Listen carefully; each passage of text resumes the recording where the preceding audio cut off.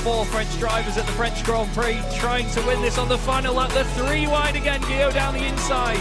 Guillaume moves across, they're both in front of Milan and Pouget. Before you know it, we find ourselves here in the very final race of the competition. And then they see truck racing and they think, this is crazy, you know, these are 5-ton machines, 1200 horsepower brake. Oh, look at that switchback. Oh, you've been loved and a terrific show off.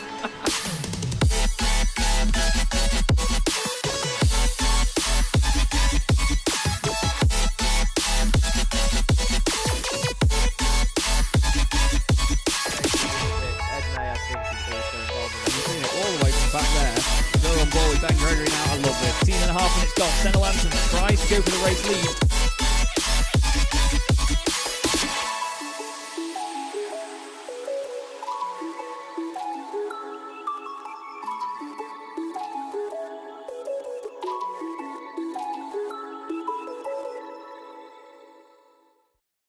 Racing isn't easy, but experiencing it is. iRacing puts you in the driver's seat with the industry's leading sim racing game. Drive on laser scan replicas of the greatest racing circuits from around the world. Go head to head against other drivers chosen by skill-based matchmaking to ensure competitive racing at every level. Compete across all your favorite series. In officially licensed cars engineered to deliver the most accurate driving experience possible.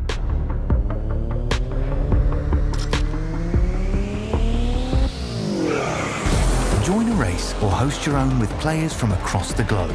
Race against the computer or in a league with friends. Feel the thrill behind the wheel. Visit iRacing.com.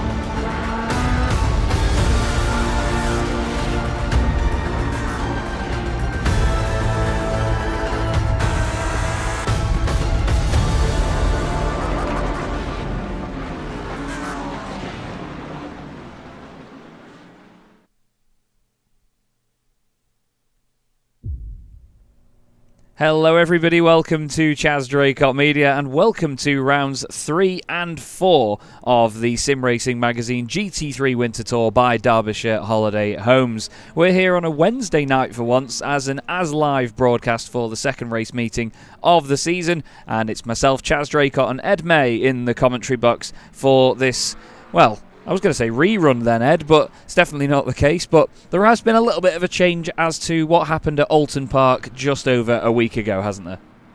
Yes, there has. Alton Park was initially billed as the start of the season, but after some considerations, we're basically treating it more as a media day, a time for drivers to get familiar with the machinery before getting up to speed, because there are a few tweaks that we've had to make from the opening round to this second round, which is now going to be known as the opening round of the championship, just to ensure that the racing is what we're expecting, because we wanted to have it as the sort of 30-minute sprint races without any sort of concerns about race management, fuel saving, just the drivers going at each other from the green flag to the checkered, and that's exactly what we've done. We've altered the setups a little bit just to add a bit more fuel so the drivers can just go full chat from start to finish, and hopefully it should give us a great race here at Brands Hatch.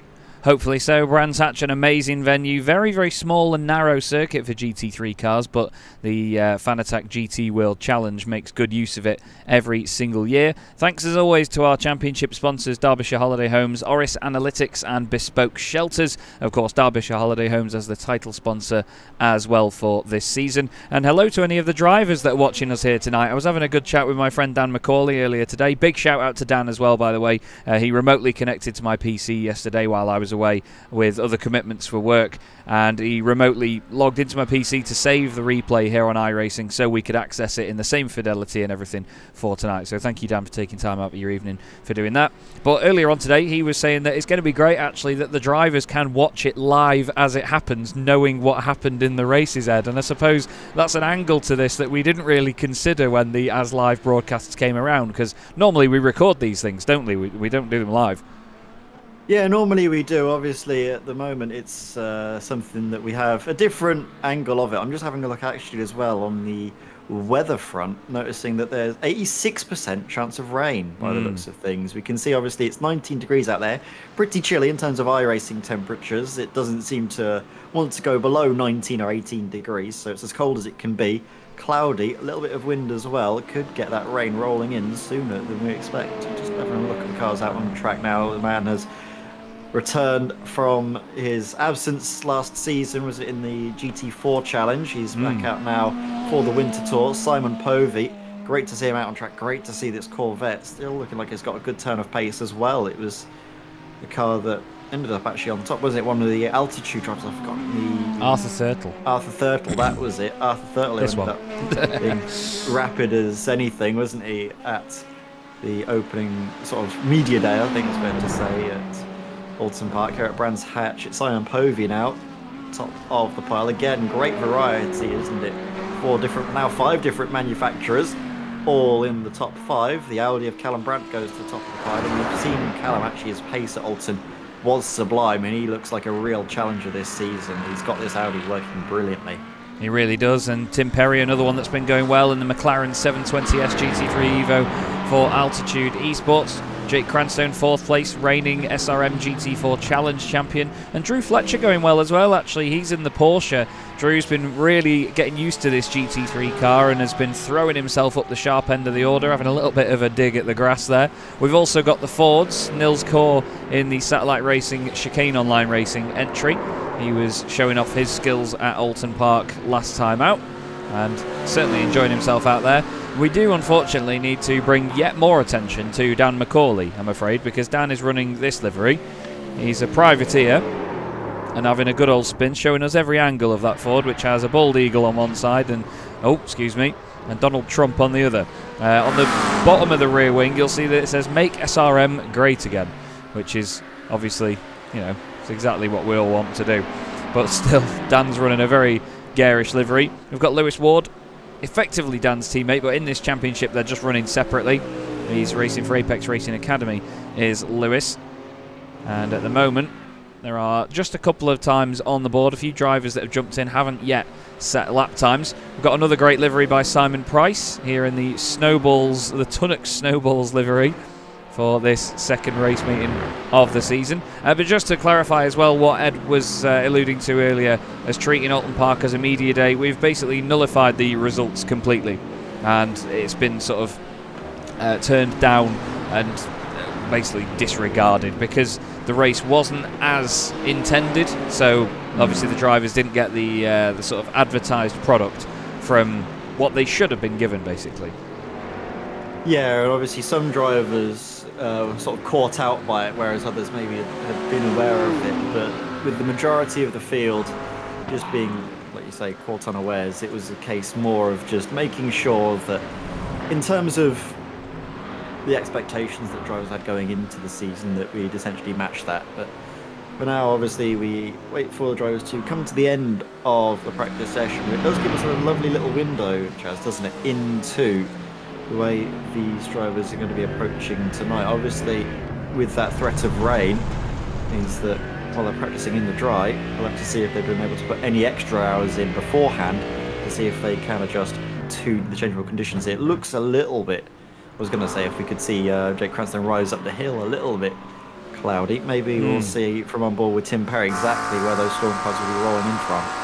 Yeah, it doesn't look that bad at the moment, does it, actually, from here? But we know that here in the heat racing formats here on iRacing, that the weather can change very, very suddenly, and from one to the next, it will actually sort of regenerate the forecast. So we could have a potentially dry race 1, potentially wet race 2. We have all of the settings and everything set to unlikely in terms of rain, so it's only a small percentage every time. 86% humidity at the time of this, 85 actually now it's gone down. But don't worry, I know a lot of you were looking at the practice timer and thinking, flipping heck, half an hour, they've done this early. But no, that was just a mismatch of the timings in the SDK software that we use to broadcast here on iRacing. And we had 15 minutes at the start of the stream, as we usually do. Ed was just as scared as I was for a moment there. I was a little bit concerned. But it happens, it happens. The car's now leaving the pit lane. Let's just have a listen for a sec, shall we, and enjoy this.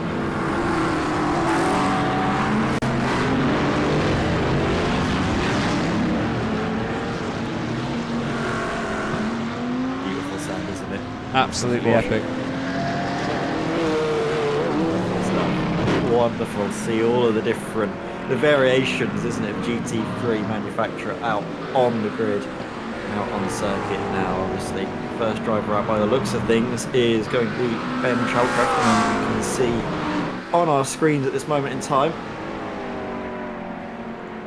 I love the sound of that McLaren as well. It's a car that I think it's definitely been underutilised in terms of GT3 running, at least on the Chaz Draycott media channel. When it was first introduced to the platform, we were commentating, weren't we, on the Evolution Sim Racing GT3 League, but they didn't implement it in its first iteration, did they? But now, obviously, it's been on the service for a good sort of few months, and it's been bedded in, and now the drivers are really able to use it, at least in terms of leagues, on the Chaz Draycott media channel. And it's going to be exciting to see, obviously, how that will all unfold with, again, so many different manufacturers. Got a couple of Ferraris here. Oh, we also, through. sorry, for the first time this season, we have Daniel Parron-Smith out on the grid as well. Not only do we have Simon Povey and Dan McCauley making their debuts for the championship tonight, but Daniel Parron-Smith, who has been quick with us in multiple series, and in the SRM GT4 Challenge in particular. He wasn't around for the full campaign, though, unfortunately, so he's had to sort of concede a little bit. He's having to concede a bit of time here as well to line up behind the likes of Lewis Ward, and I think PJ Clyson's just ahead. And hats off to PJ as well. Oh dear, Daniel's just gone off the circuit there a little bit. Hats off to PJ, because regardless of the results getting nullified after Alton Park, he was very humble about it, and he knew that it was for the better of the league. There was a few people that disagreed with the decisions, but at the end of the day, we're not going to keep everybody happy all of the time. League admin work is not easy at all, but still, it's great to be back for this second race meeting of the season. 2 half-hour races coming your way. But first off, Ed, this qualifying session, importantly, will end as soon as that timer hits 0. They don't get a chance to finish their laps here. Look at how gloomy it is as well at this area of the circuit. It's definitely getting a little bit dark and dreary. So the drivers are going to be making the most of the session while they can. Again, if you look at just the cloud cover, it doesn't look too horrific. There's quite a few sort of big clouds that could threaten some rain, but it doesn't look necessarily the scariest picture in the world. But still, drivers wanting to get out there as soon as possible. With the Lamborghini of Jennings, and switching over to Arthur Thurtle, hurtling through turn 1 as he is the fastest driver out on the circuit. His teammate Tim Perry just behind him as well. Yeah, lovely stuff there for altitude at this early stage. But Simon Povey, he's not far behind, is he? No, not at all. He's showing that the Corvette is quick, and Arthur did a great job of that at Alton Park as well, nearly taking the first race win of the season. Well, he did on the road, but obviously with the results being scratched off the record, unfortunately, it did not stand. Got a number of drivers now crossing the line. Kim Such in the Oris Racing Audi, lovely looking car. He, Ryan Penny, and Heinz Mayer all running similar liveries on their cars with the Matrix on it. They've got blue and red wing mirrors, blue pill, red pill and all that, and then the white rabbit tattoo on the back of Ryan Penny's car. Some fantastic nods to it. Another lovely McLaren here, the form of John Roberts Boosted Motorsports McLaren 720S GT3. Also got Chris Jennings in one of the Lamborghinis. We were looking at Chris a moment ago in this Lotus-inspired livery, the green with the yellow highlights. Great looking car. You can see the Derbyshire Holiday Homes windscreen banners on the front of all of our cars this season. The Oris Digital rear windscreen banner and wing end plates as well. And obviously the number boards also containing the logos of Sim Racing Magazine and Derbyshire Holiday Homes. Callum Brandt goes fastest in the Audi again here, Ed, and we've said it many times before and we'll say it for the rest of the season. The Audi was not the car that we would have thought would be fastest out of the gates here. No, definitely not. It's a difficult car to drive, but that suits certain drivers the way they like to race. Obviously, Callum Brandt is a driver we know likes to throw it into the corners and really just attack every opportunity, and I think it does suit his driving style. You can see he's able to keep it nice and finely balanced even through these sort of more longer radius corners where it doesn't necessarily play to the car's strengths. It's very good in sort of the slow speed. That turning it has is very instant. It snaps right at you. Through these sort of longer corners, you want a more stable platform, so something like the Corvette, maybe even like the Ferrari, would definitely go well around here, just because it's a nice steady platform you can really rely on, and I guess not have to worry about kicking out at you too aggressively, unless you do something like that, running wide and into the barriers. Ouch. Hit there for, I think that was Lee Berridge, was it? I think Daniel Perrin-Smith. Daniel Perrin-Smith, sorry. They are all yellow, all the Ferraris in the field, in fairness, but they are all yellow. That's Jake Cranstone off the road in the Mercedes. I need to see if I need to tell Ryan Penny off at the end of this week. No, I don't. Everybody's been very, very good. So, getting nerdy for a second, you can have an underlying livery on iRacing with, your own livery over the top. The IMSA-based standard liveries in these cars put Michelin tyres on them and a slightly different number. Hello. On all of the number boards. Last week it was Ryan Penny and I believe it was Matt Hoyland that were still running the IMSA colours. I messaged him in Discord and I didn't know if Ryan was taking the mick when he did it, but he put a thumbs down to it and I didn't know if he was just doing it for a laugh or whether he was actually being defiant.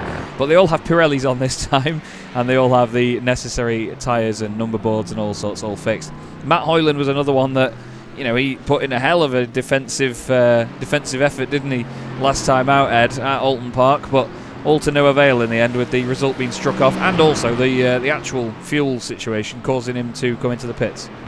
Yeah, unfortunately he was basically leading the field for so much of that second race, and as a result wasn't really able to save the fuel, and that took him out of contention. But like you say, it was more of a media day for the drivers to get acclimatised to the cars, and also just to understand the format that we're going to be running the two 30-minute sprint races with top 10 reversed.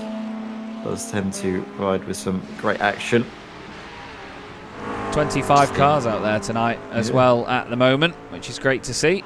Unfortunately for Heinz Mayer on the timing tower, we only have 24 showing at this present moment. Ben Shelcraft crosses the line, 19th place for him in the McLaren. Not exactly where he would have wanted to be. It's a mighty good looking car, if I do say so myself. Who else haven't we looked at yet tonight? We've not got John Higgins Jr. out here this evening, unfortunately. He's not out there on track. We haven't looked much at Arthur Thurtle. Now is not a good time to come to him, though, because he's off the circuit. But he gets going. We get a lovely look at this great Corvette. Altitude Esports always having a very tasty livery. My good friend Mark Fletcher runs that team and has done for a good few years now. And the livery has always sort of evolved bit by bit, hasn't it, Ed? And it just gets better and better every time we see it.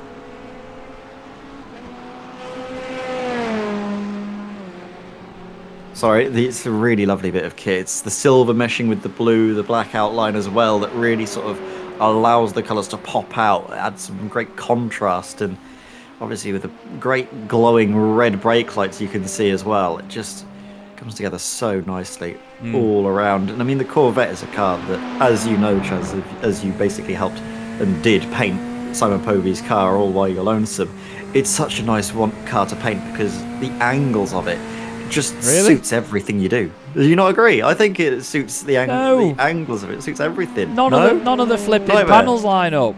That's true, actually. Yeah, if we go to Simon, you can see the hedgehog has had a little bit of a hairdo, hasn't he? Has a bit of a trim. Yeah, it's honestly trying to get that logo to line up on the side of that car. It took me about half an hour, and yeah, I vowed never to paint the Corvette ever again. So what I did was, for longevity, I've done the standard Spontex livery, which is white, blue and red, and then just turned it into the yellow and green one. So I've already got both available if the Corvette ever gets run by anybody again. To be fair, I did actually... Oh, you can't see it on here. So, again, I've done the decal layers for all of these cars, so all the windscreen banners, all the wing end plates and all the number boards are mandatory, and we put them on, basically. The drivers don't have to do it themselves. We put them over the top of everybody's liveries to ensure that they all match up and they all line up. But inside the Corvette, you can actually paint the inside of the sun strip. Now, it's really high up behind the roll cage, so you can't really see it. But it did look like for a while that Simon was going to be the only driver to pick the Corvette, and everybody did wonder why on earth you would want to pick it. So I did actually write on the inside of the windscreen banner, why the heck did you pick this thing? But eventually I think I removed it in the long run. To be fair as well, I mean, the choice is working out for Simon. It was working out for Arthur at the sort of media day that we've had. So it's certainly seeming like a car a lot of people have slept on, not really used at all. It's been out on the service for close to a year now, hasn't it, Chaz? It's been around for almost, yeah, good while, and it hasn't really been used at all, and now it's seemingly getting its time to shine in the spotlight with the 2 Corvettes currently up inside of the top 4. A couple of Fords up there as well, actually. Nils Court and Lewis Ward going very well indeed. Big car on a very narrow British circuit. It's going to be so difficult to pass it, but also difficult to basically keep it within the bounds of the circuit because it is so massive.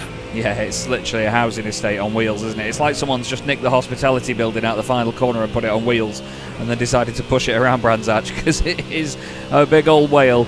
But yeah, all 3 Fords in the field inside the top 10 at the moment. We've only got the 1 BMW out in the campaign at the moment, which is Simon Price. I remember when I first posted the list of cars that everyone had chosen, Simon did put a bit of a grimace emoji, wondering whether it was going to be the right choice. Dan McCauley's actually just moved a bit further up the order now into 6th place. He's making SRM great again, one block at a time. But to be fair to him, he's only a quarter of a second off Povey. I mean, the top 3 are separated by less than a tenth of a second. And what's that? Down to 17th place. Well, down to 16th are all within a second of pole. It's just balmy, isn't it, how close it is?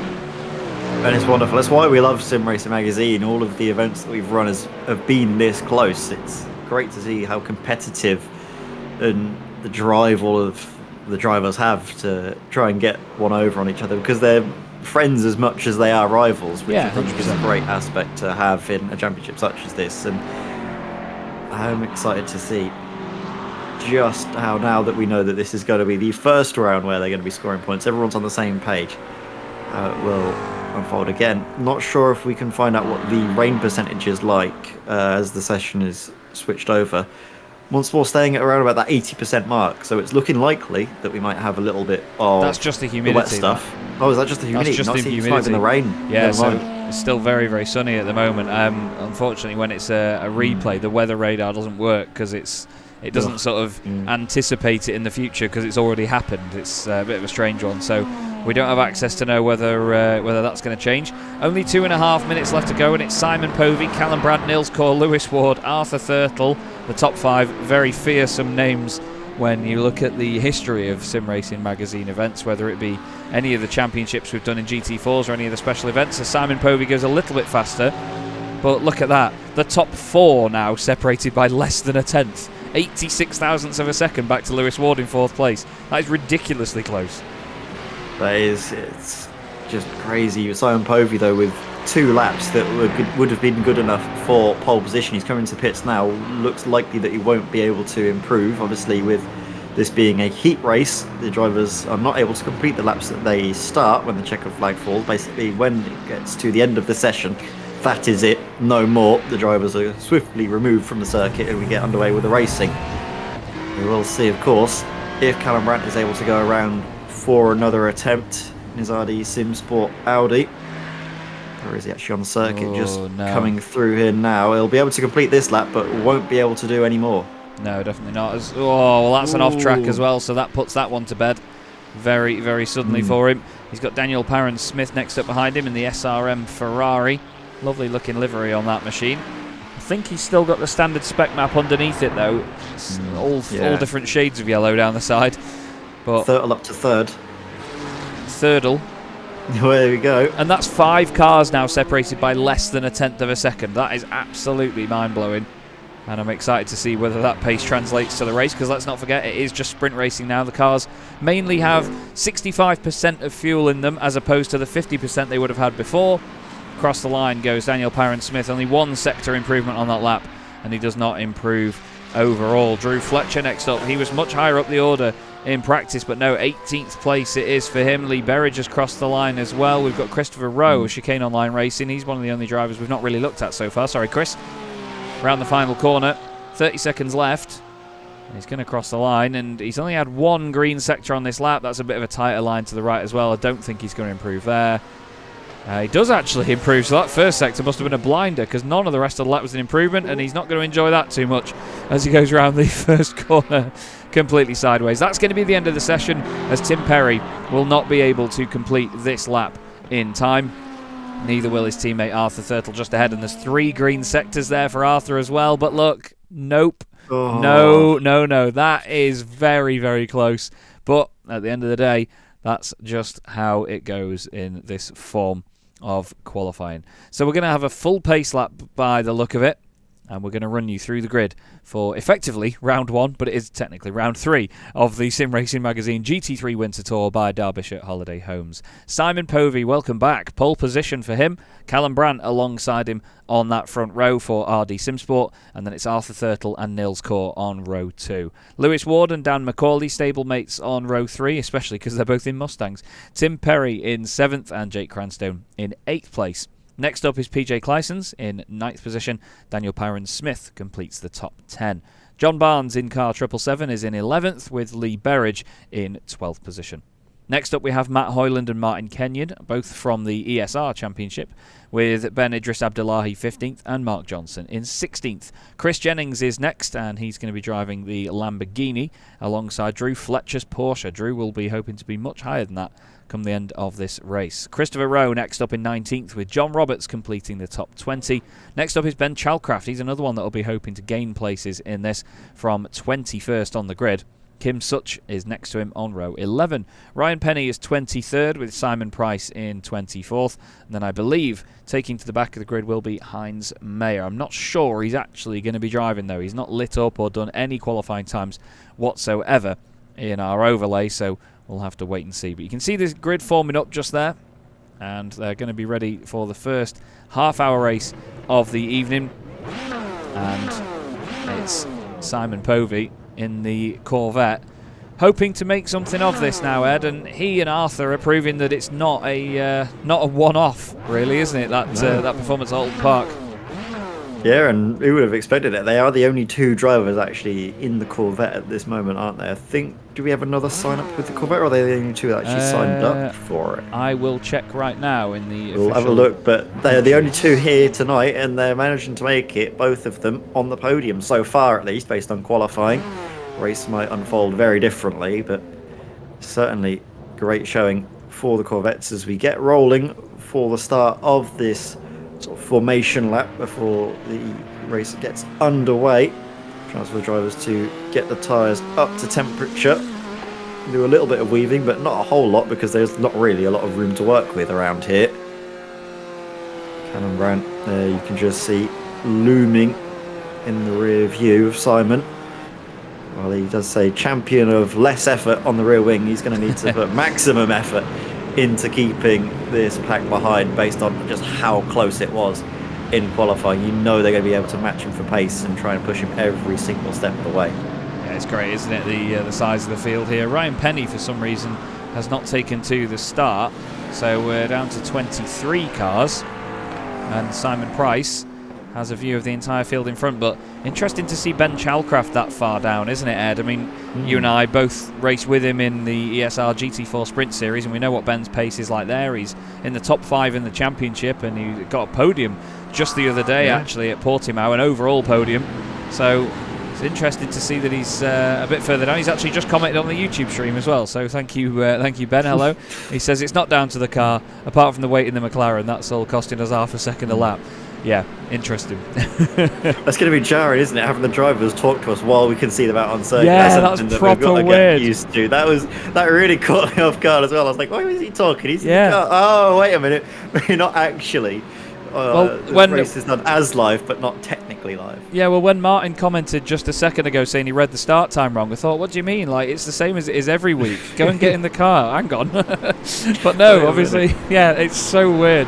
Because obviously, as a broadcast, we still treat this as live. So we treat this as if the drivers are in the cars right now. And there's so much muscle memory behind that and sort of psychological memory that it's hard to turn that off.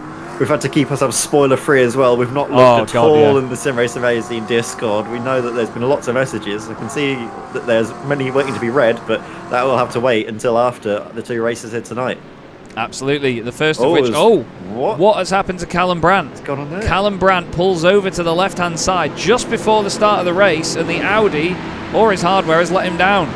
Unbelievable stuff. They come to the line, and now we get underway with Simon Povey at the front for round 3 of the SRM GT3 Winter Tour by Derbyshire Holiday Homes. The clouds are looming, but Simon Povey has disappeared off at the front already. Lewis Ward tucking into 4th position there with his stablemate Dan McCauley just behind. Is everyone behaving themselves? It certainly looks like it. Gorgeous livery on Mark Johnson's car for this week in the Castrol McLaren. Seems like there's a bit of shenanigans going on here. Maybe everyone behaving. Yeah, looks quite tidy around there actually, Ed. Really, really good start by these guys. And again, so much great respect in this field, isn't there? Yeah, you just saw as well. I'm getting pinched onto the apex just a little bit there, Mark. Just trying to avoid the chicane online racing. Mercedes just ahead of Ben Idris Abdullahi. Luckily didn't lose out any positions as a result, but it is still the two Corvettes, leading the way. Simon Povey, I thought it's an all-American top 5 with the Fords. Wow, yeah. Chasing them down as well. This is one heck of a battle, isn't it? Ford versus Corvette. Oh, this is tasty. Absolutely is. Christopher Rowe's just been off the road and back on it again as Daniel Parron-Smith is having a moment. All the Ferraris together in the middle of the field as well. None of them are red. Maranello. Maranello will, I was going to say rejoice, but no, they absolutely resent it. It's down the inside. Daniel Parron-Smith certainly making his intentions known again. Welcome back to the series, Daniel. He was never backwards and going forwards in the GT4s, and he's certainly shown that here as well. Matt Hoyland just behind these 3 Ferraris in the Mercedes. Big wobble there from one of the boosted cars. That's Lee Berridge going past John Barnes. Identical lap times for Povey and Thurtle at the front, despite that 1,000th of a second on our display. And it's a very interesting mix here already, Ed, of the sun being out and then suddenly it being black clouds. Matt Hoyland with a great run there.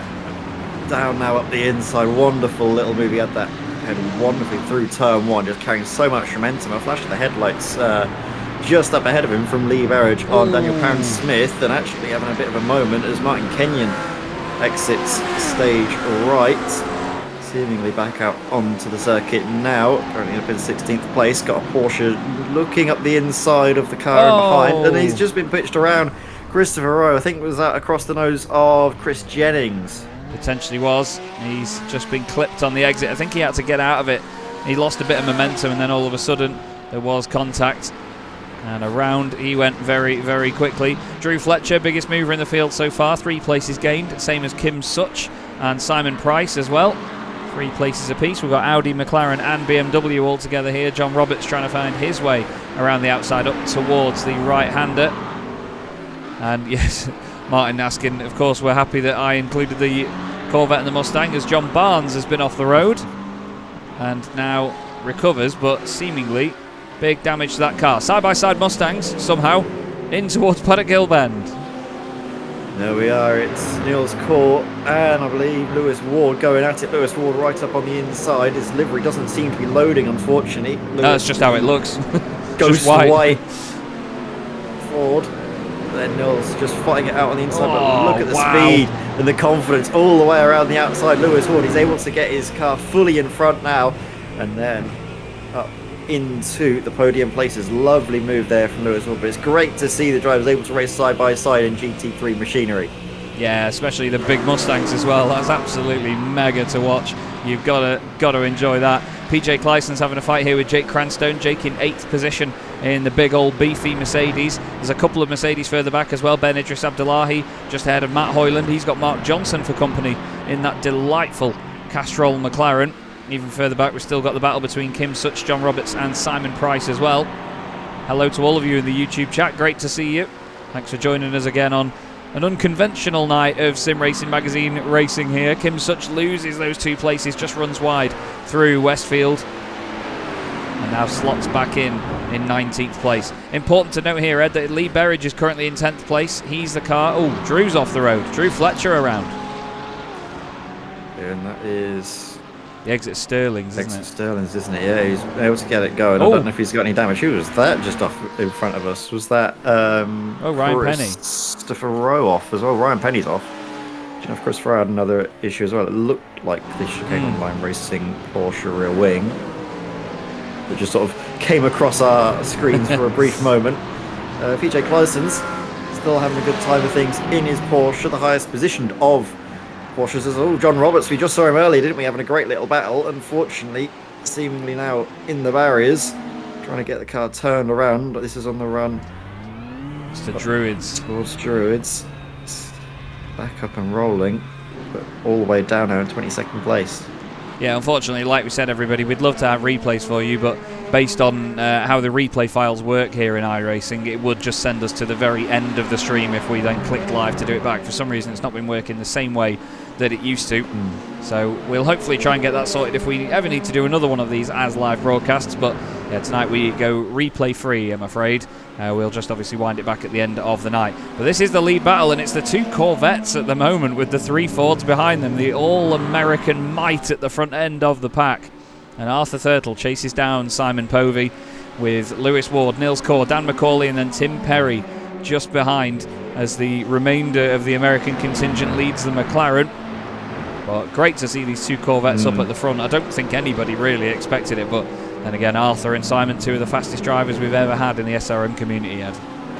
Yeah, they are really exciting to watch, and all of these drivers, especially in the top 5, are just matching each other blow for blow, lap upon lap. It's occasionally Simon might be a little bit quicker than Arthur, but on that last lap they were both slower than Nils Corr, who managed to gain a little bit more on Lewis Ward, who himself gained on Arthur Thurtle. It's all just little increments here and there. They're so evenly matched, which does mean we might get a slight stalemate for this opening sort of maybe 15 minutes or so of the race, just while they're sort of sizing each other up before the attacks late on at the end. Obviously no sort of strategies to worry about at all. It's just pure pace from now until the end.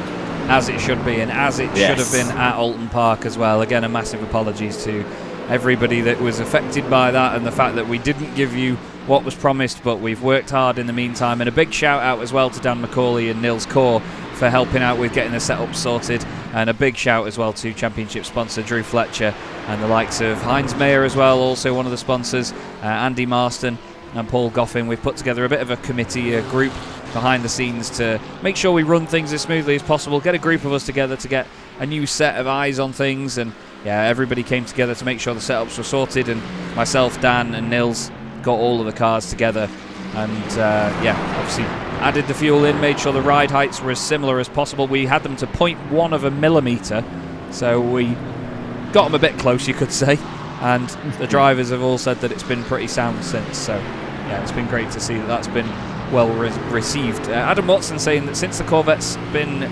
re-aero worked, it's actually become a good car. I remember that we saw, I think it was Ashley Brooks and a few other drivers in ESR, Ed, were having real trouble keeping it just pointed in the right direction. It seemed like it was very light on its feet, or maybe a little bit too light on its feet. Yeah, a little bit of aero imbalance just means that while the car in sort of ideal conditions can still hot lap up there with the very quickest, it's just not the most stable platform that you can't really push lap upon lap. And in a race car, you want that predictability. Yeah. You weren't really able to predict what it was going to do one corner to next. Even if you did the exact same thing, the car might behave in a different way completely. But now, obviously, with it being rebalanced by iRacing, and credit to them for working hard to make sure it's as competitive as ever, and obviously they've been able to get the balance of performance as close as ever by what we've seen so far this season. Does mean that it should be a all-time season, as it always was with the GT4s as well. They were always so brilliantly balanced. There was never really one car that was dominant over all the rest. After sort of the first couple of seasons of Sim Racing Magazine, we saw a lot of variety, and it was really wonderful to see. So hats off, of course, to iRacing for doing the work behind the scenes to rebalance it all. Hats off as well, actually, to some of our drivers for doing some amazing work. Simon Price, the biggest mover in the field so far in his BMW, currently up 7 places into 17th place. An important note as well, it's 15th position that's reversed, not 10th. There we are. So Van Chalcraft is currently in that that reverse grid pole position in the number 8 car. So he's going to be, I'm sure, very pleased to have nobody around him challenging him. Should be all right for Ben. Start of the second race if it stays as it is.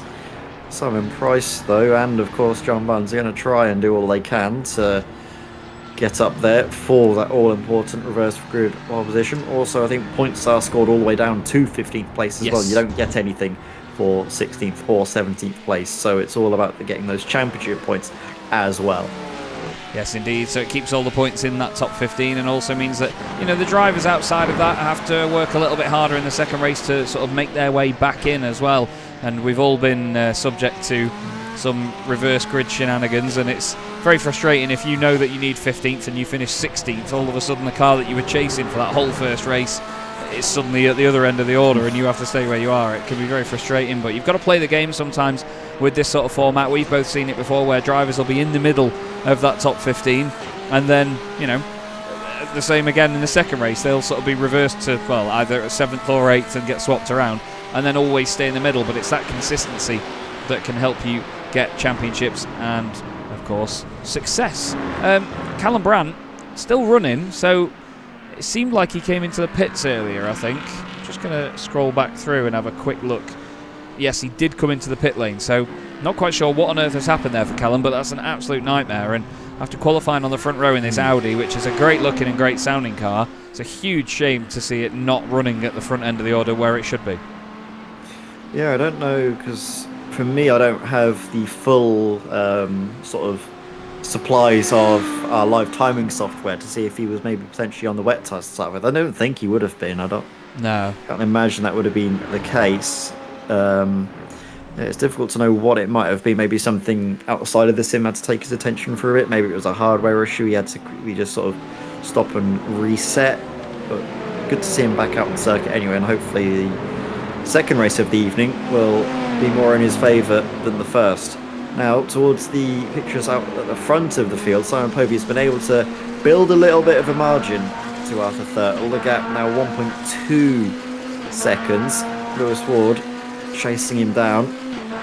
Already got the better of Niels Core, now looking to get the better of Arthur Thurtle. Lewis actually with a lot of pace in his pocket, hasn't he? He's been able to pull away from Niels Core throughout all of this. In fact, Lewis's laps have been matching, if not slightly better than Simon so far. Yeah, really, really good stuff from Lewis Ward. He's a double champion in the Sim Racing Magazine GT4 Challenge, and that comes with good reason that he is absolutely rapid, very consistent, very smooth. Dan McCauley in the chat saying that Callum had wheel issues. He spoke about it in Discord after the race. He lost the buttons on his wheel. See, that's when it's a good thing. That's not necessarily a spoiler, so it's nice to know that the drivers did have a chat about it afterwards. There's bits of information they can give us.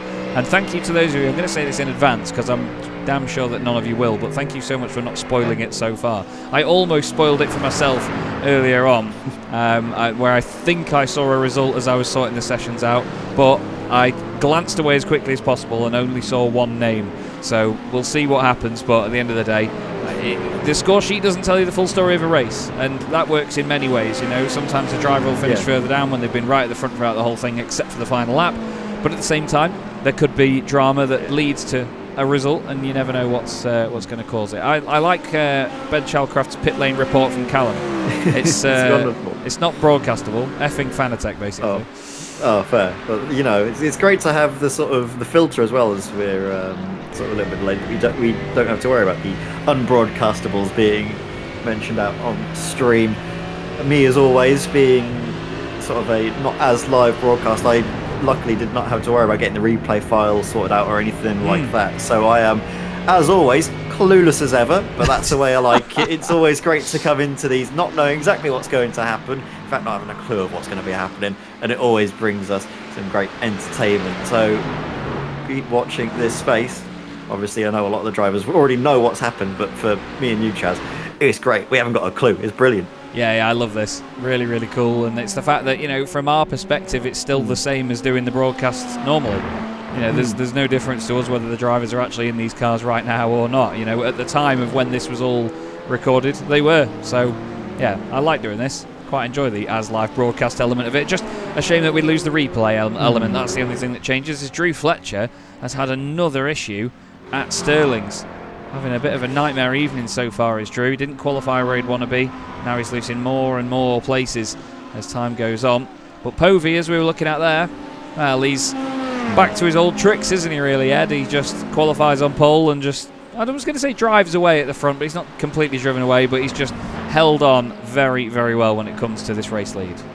Yeah, obviously Simon has got great pace, but another thing that he's always had in his sort of repertoire has been the race management. He doesn't need to worry about that, though. It's just about him and his pure pace, and it's a scary thing that Simon has, is just how consistent he is, lap upon lap.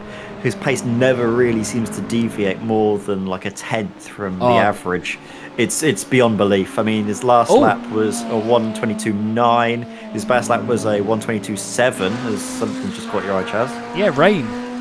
Oh, There was rain on the camera then. Round the final corner. Let's just go to some of these drivers a little bit further down. Watch Mark Johnson here. As the camera pans out, there is rain falling at the final corner. There are raindrops on the windows with 14.5 minutes left. Oh dear. Hello. Right then. As if this race needed anything else to get us excited. It's going to throw one more little surprise here. You can definitely see it falling from Mark Johnson's point of view. Wow. Wow, oh wow. Now, how will the drivers react and survive this? I mean, if we look at tyre compounds very quickly, you can see that there isn't a tyre compound data available. So...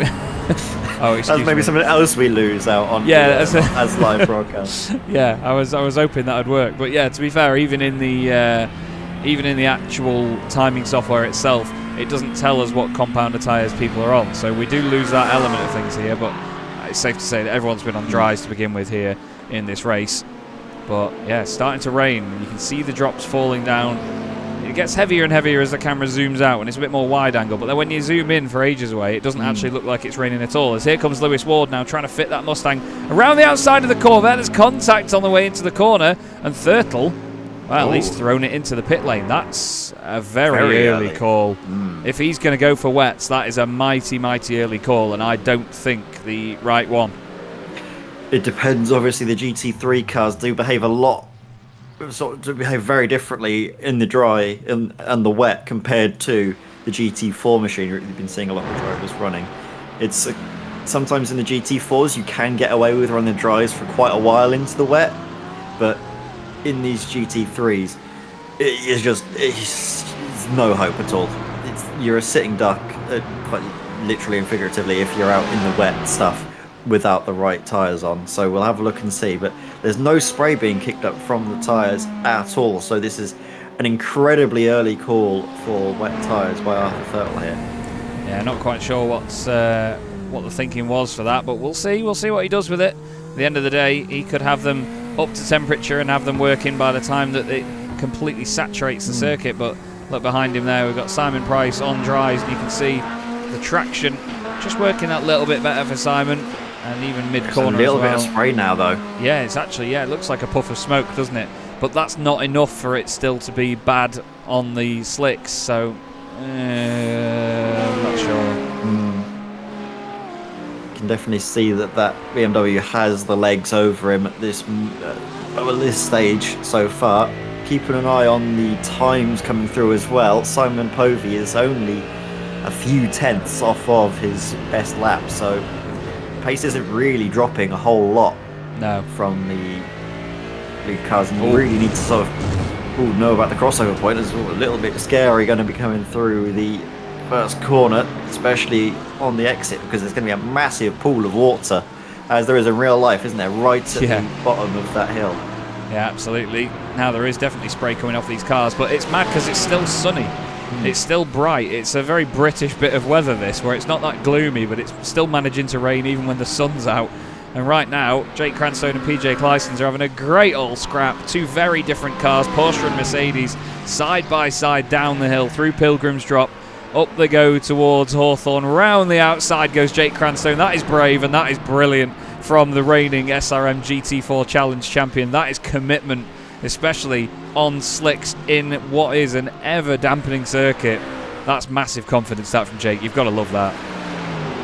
Really lovely stuff. We know that Jake has the confidence in the wet. Some of his best drives in the Sim Racing Magazine GT4 Challenge have been in the wet, when it's in these changeable conditions, as Simon Price is seemingly a victim of the conditions, off a very tricky place to get up and rolling again.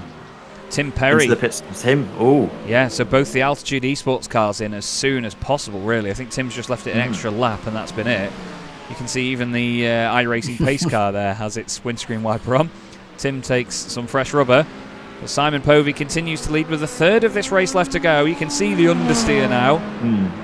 But a couple of seconds, about a second and a half off of the sort of dry pace now for Simon. So he's feeling it, but I still don't think it's wet enough. I think maybe another lap or so, and it'll be right at that crossover point. Dan McCauley and Nils Core absolutely side by side there. A little bit of a tap. Now they're getting a bit more of a central rooster tail from one car to the next. These two Mustangs, big bit of understeer there for Dan. Actually goes up through Hawthorne, now towards Westfield. Yeah, you can feel a bit of hesitation from them, can't you, as they make their way through these high-speed corners. It's a very big commitment circuit, is Brands Hatch, and you're very close to the slippery grass all of the time, and the edge of the track is never far away from a wall either. So sketchy, doesn't it, through Stirling? It's that camber, it's that sort of big wet patch that's going to be on the inside.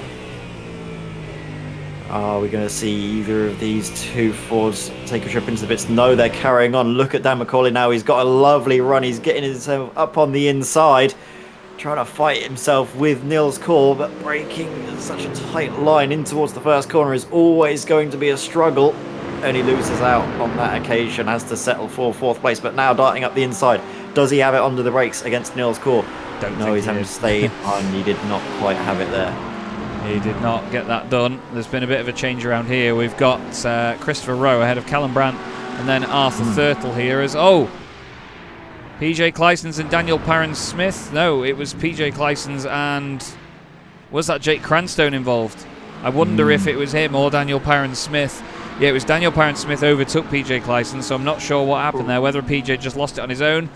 Daniel having a bit of a scary moment now as well. Wow, yeah, this is certainly looking a bit sketchy now for these drivers.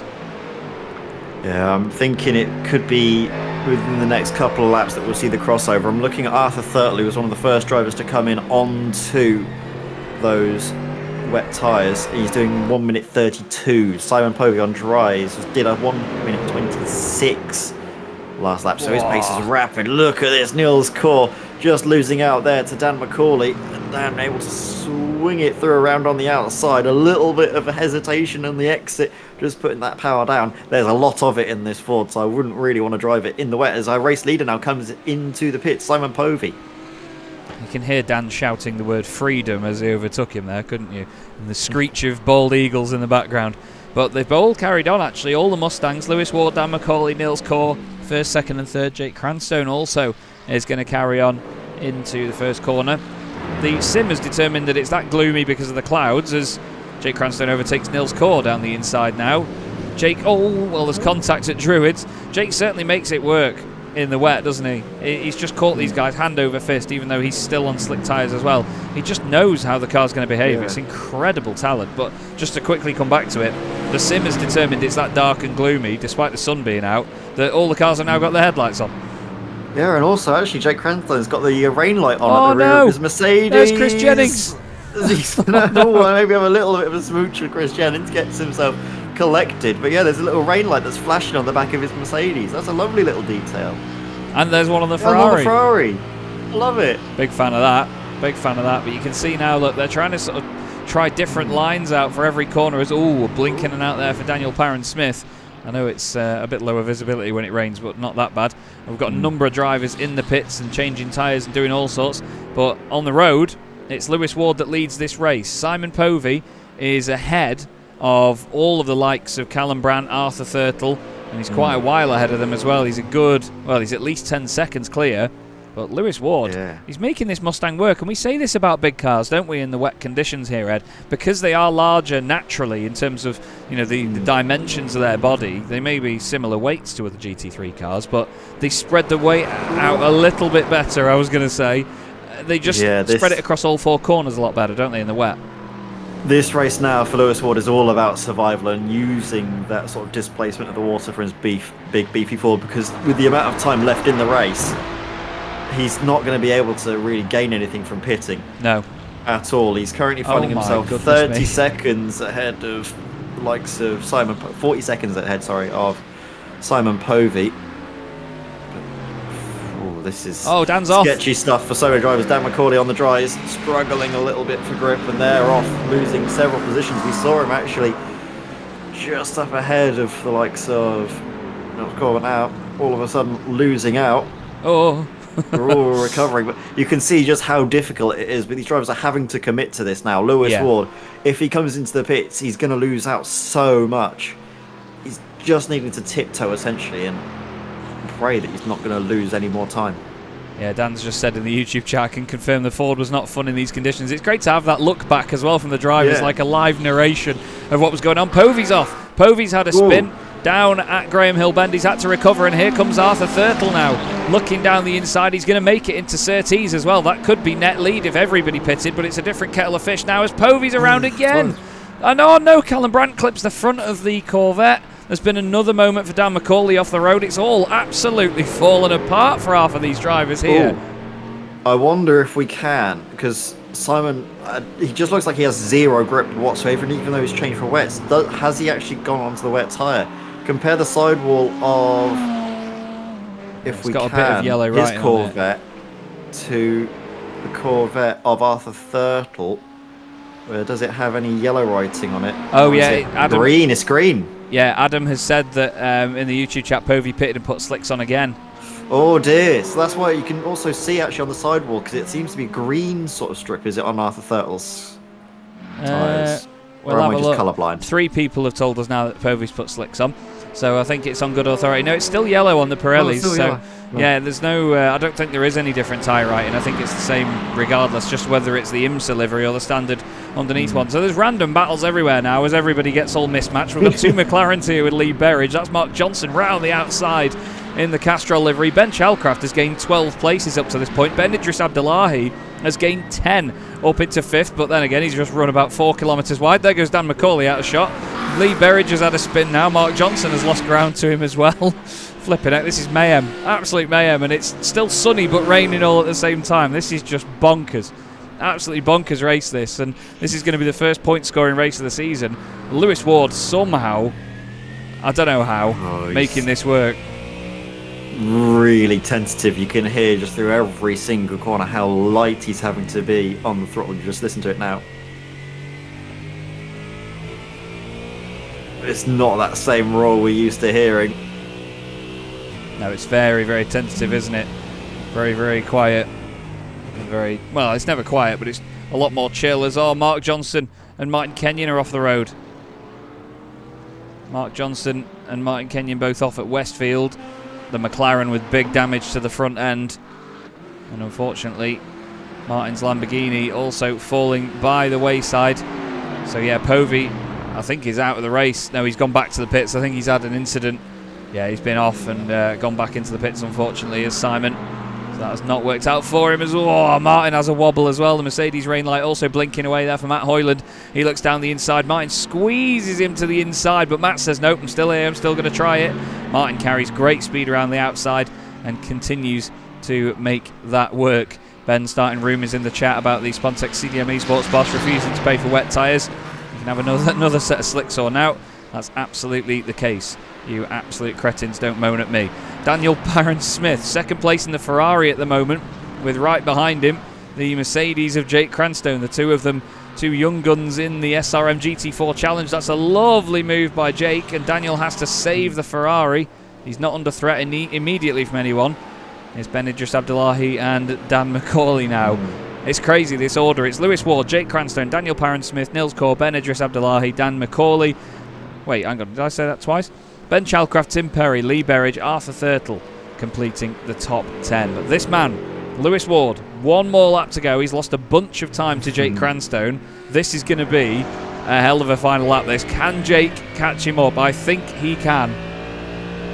Let's have a look at that last lap, what the gap was. It was 3 seconds, wasn't it, between Lewis Ward's lap and Jake Cranstone's. Jake just seems to have the pace in these changeable conditions, whereas Lewis Ward just struggling. He says in the Ford it's not the easiest car to drive in the wet, but look at the lines Jake's taken. He's just able to find the grip. Maybe he's just been able to put a little bit more practice in those wet conditions where he knows where it is and where it isn't around here when the rain starts to fall. Look at this wet again, Dan McCauley at it with a chicane on iRacing. How's he got that stopped? What? Oh my word, I thought he was going to plough straight on. How did he do that? That was absolutely death-defying by Dan McCauley there. Tim Perry's had an off at turn 1, unfortunately. He's losing places now. Ben Chalcraft has gained 14 spots in this race. He's having an absolute blinder in that McLaren. But at the front, it's Jake Cranstone sideways as he comes out of Hawthorne into Westfield. They've literally just got a few more corners left to go. And there's Callum Brandt off at the side of the road. He's having a drama. It's never going right for Callum, is it? He's so unlucky. But there's literally corners to go here. Jake Cranstone now into Sterling's Bend. Tries to tuck it in. Big understeer, big oversteer. Gets on the throttle. Can he catch up that much with Lewis Ward in the final corner? I don't think so. And I think Lewis is going to take this one unless he makes a mistake round the last corner. Everybody put your hands together because that was as close as you like. Lewis Ward takes the victory in round 3 of the SRM GT3 Winter Tour by Derbyshire Holiday Homes from Jake Cranstone. Nils Kaur is going to finish in 3rd position in the Mustang as well. Interesting conditions there. Daniel Parent-Smith, welcome back to SRM Sunshine. Great result for him, finishing in 4th. Dan McCauley doesn't quite make SRM great again there in 5th, but still a top 5 ahead of Ben Idris Abdullahi. 9 places gained for him. What a drive that is, though, Ed, by Ben Chalcraft from right down the order in 21st up into 7th. There we go. He's just, I think, going to keep the car of Arthur Thurtle at bay. Ben Chalcraft staying out on the dry tyres when it got really sketchy out there. Wonderful race from him. Arthur Thurtle, I think, first of the drivers on the wet compound tyres to finish the race. Came in early, but still made it work out in the end. Managed to get ahead of his teammate Tim Perry. Just pushing through the field. We've got Mark Johnson here for Legends Racing. He's able to get through this final corner without any incident. He'll find himself getting final points scoring position for the first race of the evening, and also find himself on pole position for the second race of the evening. Mark Johnson comes through to complete the top 15 and will find himself starting the second race of the night from pole position. Yeah, and Lewis Ward back to winning ways again. He took some wins in the later stages of the SRM GT4 Challenge, and it's great to see that he's doing it again here in the GT3 Winter Tour by Derbyshire Holiday Homes. What a brilliant first race of the night that was here at Brands Hatch. And I tell you what, it is mighty cool to see just how well that what on earth? Look at that loading in. Ooh. Oh my God. So torrential. Yeah, that is shiny surface. That is drenched. Look at that. We'll go on board with Simon Price now. So there is usually about 10 minutes in between these sessions. So the simulator basically simulates a 10-minute sort of gap between sessions. But look, the circuit's still loading in. There's that much moisture on it. It is now absolutely sodden. Look at that. Ooh, look at the standing water as well. Flippin' egg, that's more than treacherous. That's a lake. I don't know. That is horrendous. Wow. Okie dokie then. Well, we've got a task on our hands. What Ed and I will do, everybody, is we're quickly going to go to just a quick advert break here on the Chaz Draycott Media YouTube channel, and we'll be right back in just a couple of minutes' time, and we will go over the results from that first race, and then we'll be right back with you for race 2 of the night. See you in a sec.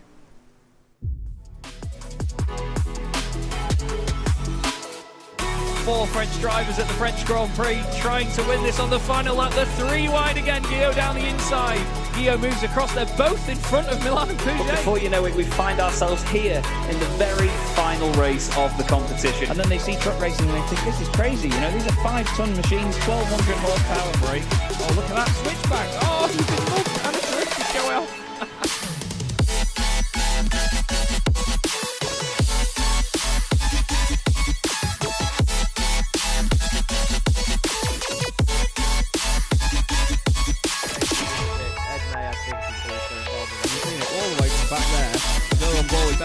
I love it. 18.5 minutes gone. Senna Lanson tries to go for the race lead.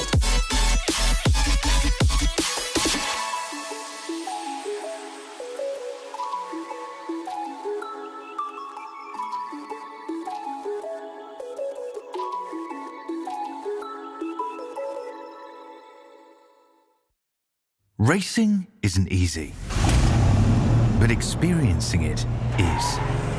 iRacing puts you in the driver's seat with the industry's leading sim racing game. Drive on laser scan replicas of the greatest racing circuits from around the world.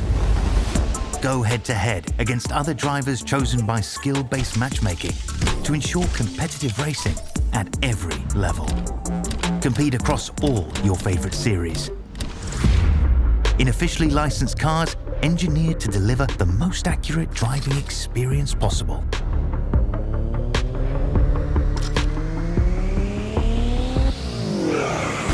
Join a race or host your own with players from across the globe. Race against the computer or in a league with friends.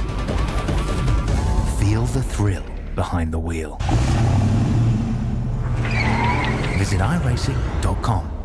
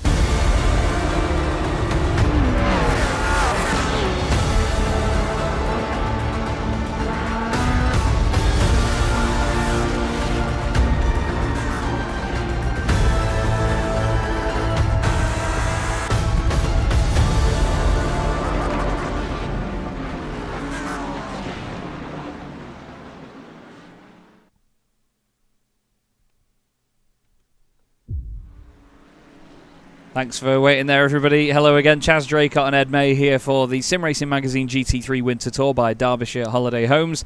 Ed, a great first race there with changeable conditions here at Brands Hatch, but I tell you what, this warm-up session all of a sudden has given us a torrential downpour for the drivers to deal with. Look at the spray here, this is mental. Yeah, well, the sun is still actually shining through. You can see on board from John Roberts' point of view. Oh, scary, isn't it? Onto the brakes. You can see him having to fight to keep control at every single moment. On the exit, it's deadly as well.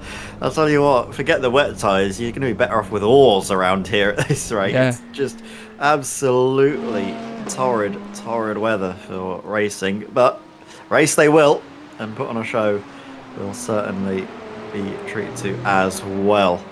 Yeah, for the drivers to get in of qualifying. Simon Bovey this time on the wet tyres, not making the same mistake he made in the first race where he pitted to change tyres, but changed over to another set of dries, which wasn't really the optimal call at that moment in time. No, absolutely not. It's far from ideal. It's a little bit skittish at the moment, unfortunately. I'm not quite sure why that might be, but I do hope that the frame rate isn't affected by what you can see, everybody. But fingers crossed that does get better in time. But yeah, the session's certainly spiced up now. It seems like, oh my goodness me, as Simon has a bit of a moment out of the final corner there.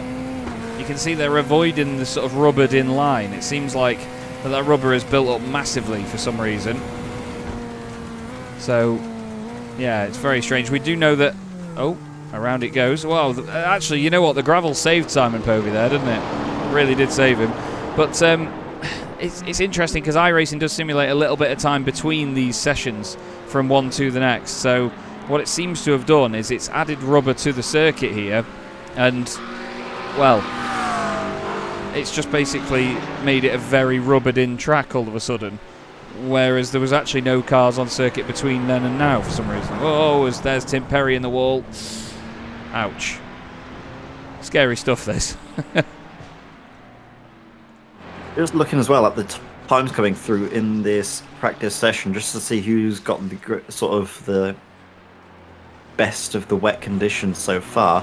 Arthur Thurtle, as ever, quickest of the bunch. Then Dan McCauley seems to be second fastest. So once again, the Corvettes and the Fords proving they have the pace, but Ben Chalcraft in the McLaren third fastest as well. So to see that the pace is there with Ben at this moment. And see the times just on the left-hand side. A lot more action in the warm-up session now than there has been in sort of previous times. A lot of the drivers use it as a chance to rest themselves between the two races, but no time to rest when you need to get to grips and find exactly where the grip is. Yeah, definitely. Definitely, you have to be that guinea pig to try and find out there, I suppose. Let's have a quick look at the results of that first race as well, by the way, just before we get into this. Lewis Ward takes here the first win of the season, effectively, ahead of Jake Cranstone and Nils Kaur, with Daniel Parent-Smith in 4th position and Dan McCauley in 5th. Ben Idris Abdullahi ahead of Ben Chalcraft, Arthur Thurtle, Lee Berridge and Tim Perry complete the top 10. Matt Hoyland was 11th ahead of Martin Kenyon, with John Roberts and John Barnes next up. Mark Johnson was 15th ahead of Drew Fletcher, just missing out on reverse grid pole position. Christopher Rowe was 17th ahead of Chris Jennings, with Kim Such and Callum Brandt completing the top 20. Behind them was Ryan Penny, Simon Povey out of the race, ahead of PJ Clysons, Simon Price and Heinz Meyer.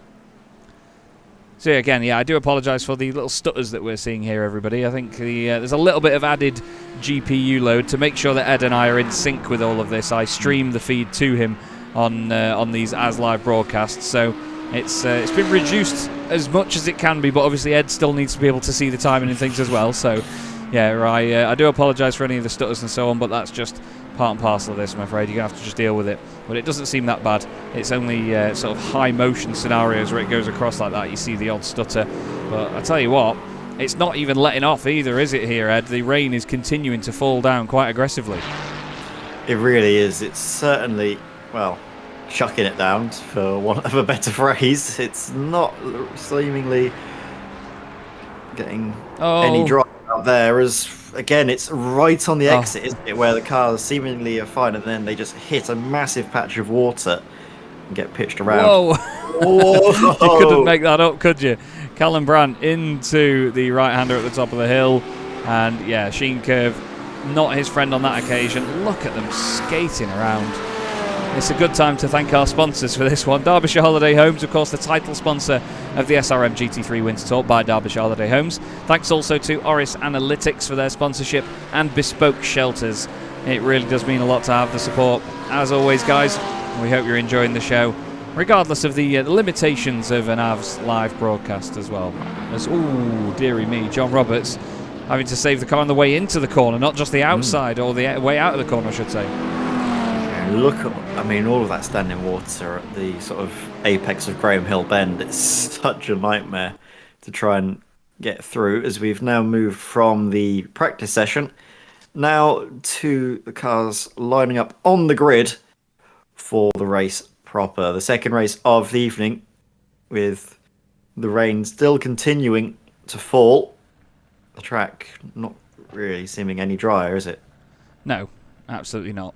It's really not looking any any drier at all. Callum Brandt here a little bit at the back end of the order.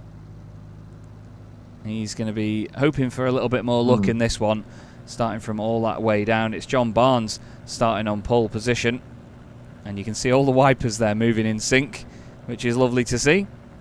Alongside him, of course, the pole sitter is Mark Johnson in car number 11, finished 15th in that previous race, waiting for the safety car to get moving.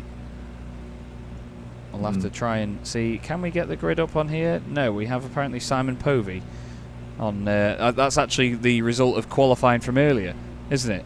That it's brought through. Simon Povey, Callum Brandt, Arthur Thurtle, Nils Core. That's very, very interesting. But it has reversed the top 15 cars. And now we have it. John Barnes and Mark Johnson on the front row. And we should be able to see it now, maybe. No, it's still not brought up. I do apologise. So we can tell you that the front row of the grid, it's Mark Johnson and John Barnes alongside one another. Second row of the grid, we have John Roberts on the inside of Martin Kenyon. Then it's Matt Hoyland's Mercedes alongside Tim Perry's McLaren. Lee Berridge and Arthur Thurtle make up the fourth row of the grid in 7th and 8th. And completing the top 10, we have Ben Chalcraft and Ben Idris Abdullahi. Dan McCauley starting from the next row of the grid with the Ferrari of Daniel Parent-Smith alongside him. Nils Core then with Jake Cranstone as well. The two drivers that went head-to-head for the SRM GT4 Challenge Championship at the very end as well. Then we have Lewis Ward and Christopher Rowe. Sorry, Lewis Ward is alongside Drew Fletcher. My apologies. Then Christopher Rowe and Chris Jennings, the Lamborghini, alongside the Porsche. Then we have Callum Brandt, and he's got Simon Povey just behind him on the road, but I think Ryan Penny is the next car that's in the mix there. Simon Price, and then PJ Clysons and Kim Such starting from the pit lane here, Ed. Yeah, it seems to be battles of the first names, because we've got Simon Povey and Simon Price close together. We've got Chris Jennings and Chris Rowe right up with one another. Dan Parent-Smith and Dan McCauley also, with just ahead of them Ben Chalcraft, Ben Idris Abdullahi. And at the front, we have John Barnes and John Roberts right up with one another as well. So it's going to be battle of the sort of four names all throughout the grid, which is not really going to mean anything to the drivers, but it's still good to, at least for us as broadcasters, just to add a little bit extra flavour and colour to the pictures we're seeing right now. Plenty of colour, isn't there, as the sun is shining down on what's a very, very wet Brands Hatch. Mark Johnson are essentially the guinea pigs for this opening lap. We're going to be finding where the grip is, and more importantly, where it isn't. Yep, we certainly are.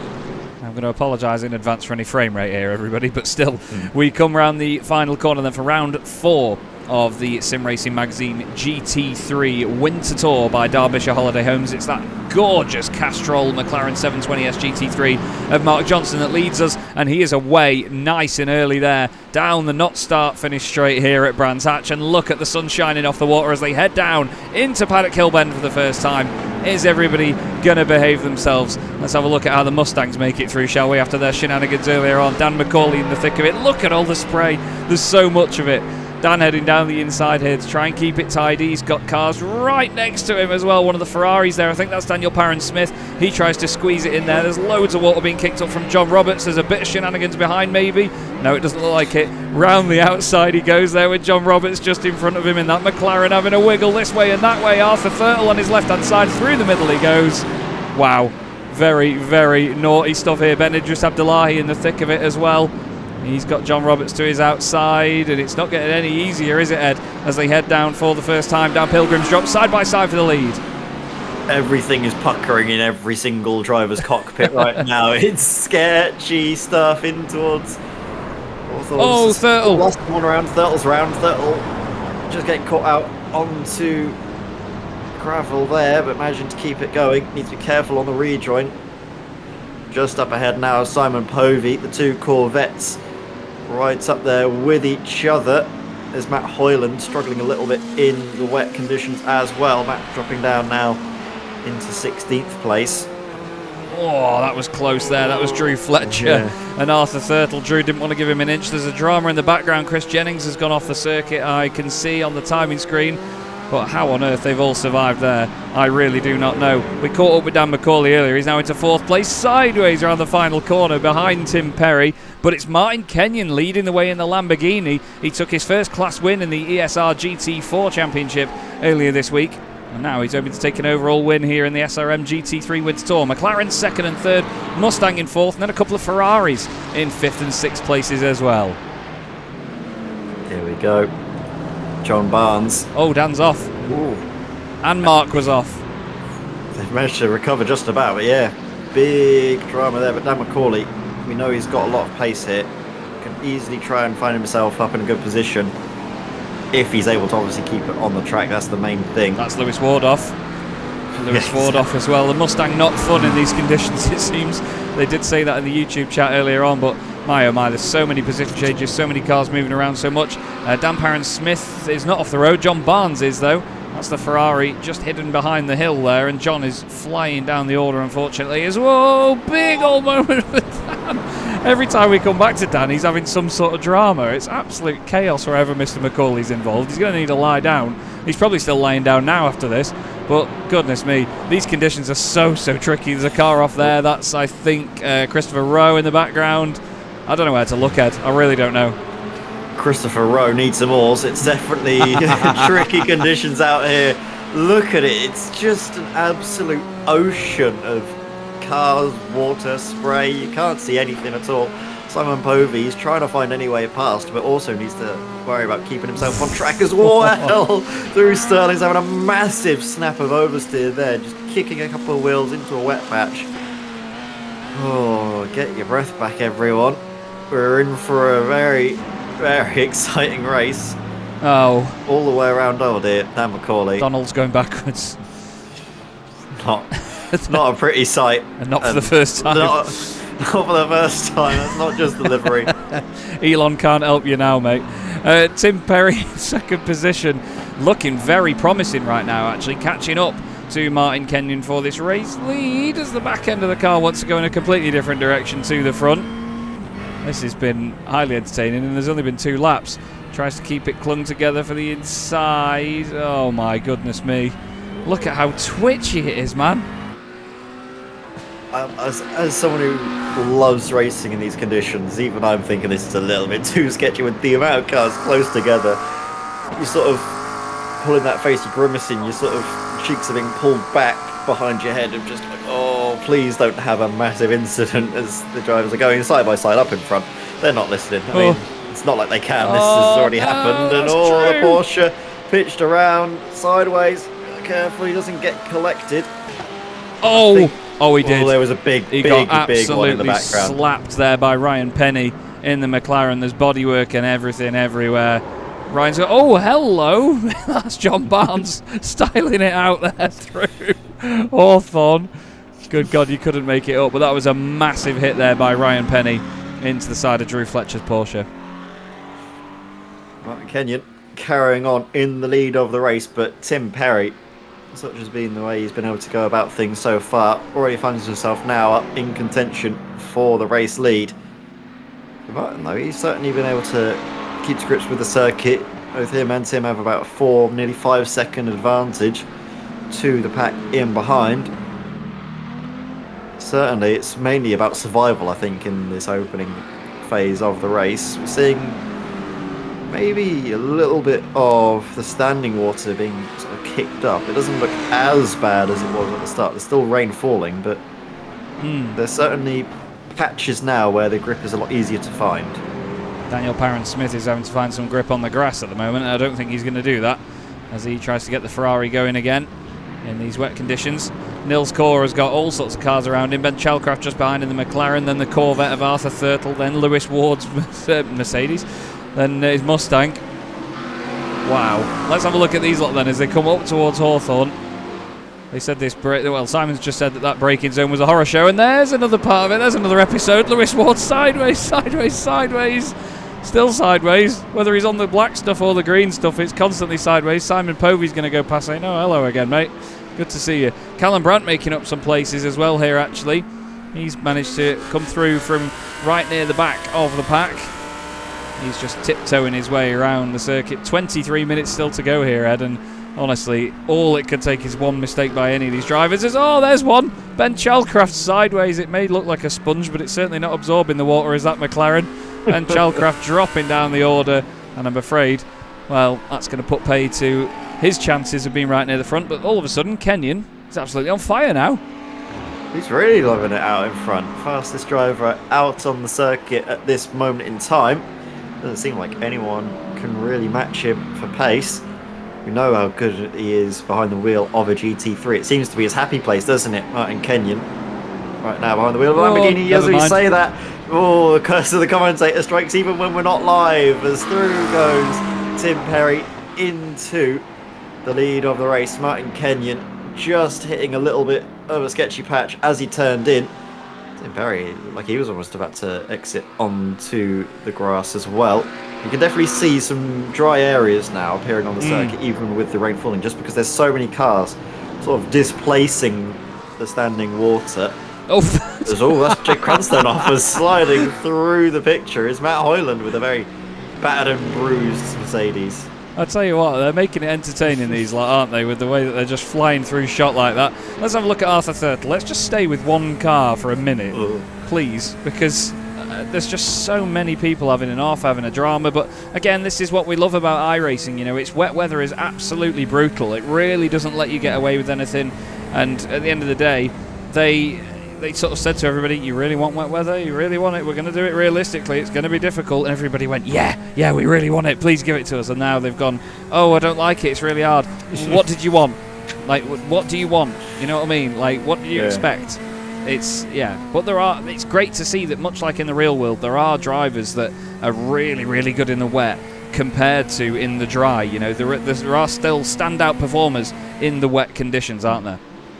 I don't think there's any sim where you have to hunt for the grip like you do in iRacing in these conditions. There's a few sims that do wet weather, but it's sort of, the track feels the same all areas of the circuit. Yeah. Occasionally you get a puddle somewhere and the car will react, but here in iRacing you really can have that experience of just hunting for the grip, trying a different line at every single lap, at every single corner, just hunting for where maybe there's a little bit more of an elevated area where the circuit is sort of what's naturally drained away from. If there's areas where obviously all the rubber's been laid down, BJ Clyson's, he found that grip and found that gap, didn't he, at the inside of the Ford to get up into 5th place.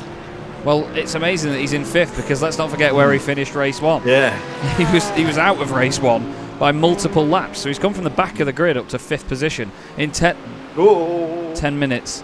Oh my god, it's terrifying, because they're facing towards you when that's happening and they suddenly just wobble. It's absolutely unreal. And I think the best way, Simon Price has mentioned it, that braking zone was a horror show, and it really is. It's Ben Shalcroft and Matt Hoyland. How are they staying on the road though? How did Matt? I thought Matt was going to plough. How did he gain that? so much time through that corner doing that?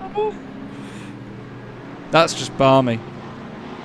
Absolutely balmy. Everyone else needs to cut their front of the car off, the front bumper. I don't know what's going on, but it's just, look at how much pace he's able to carry through these corners now. It's just bonkers, isn't it?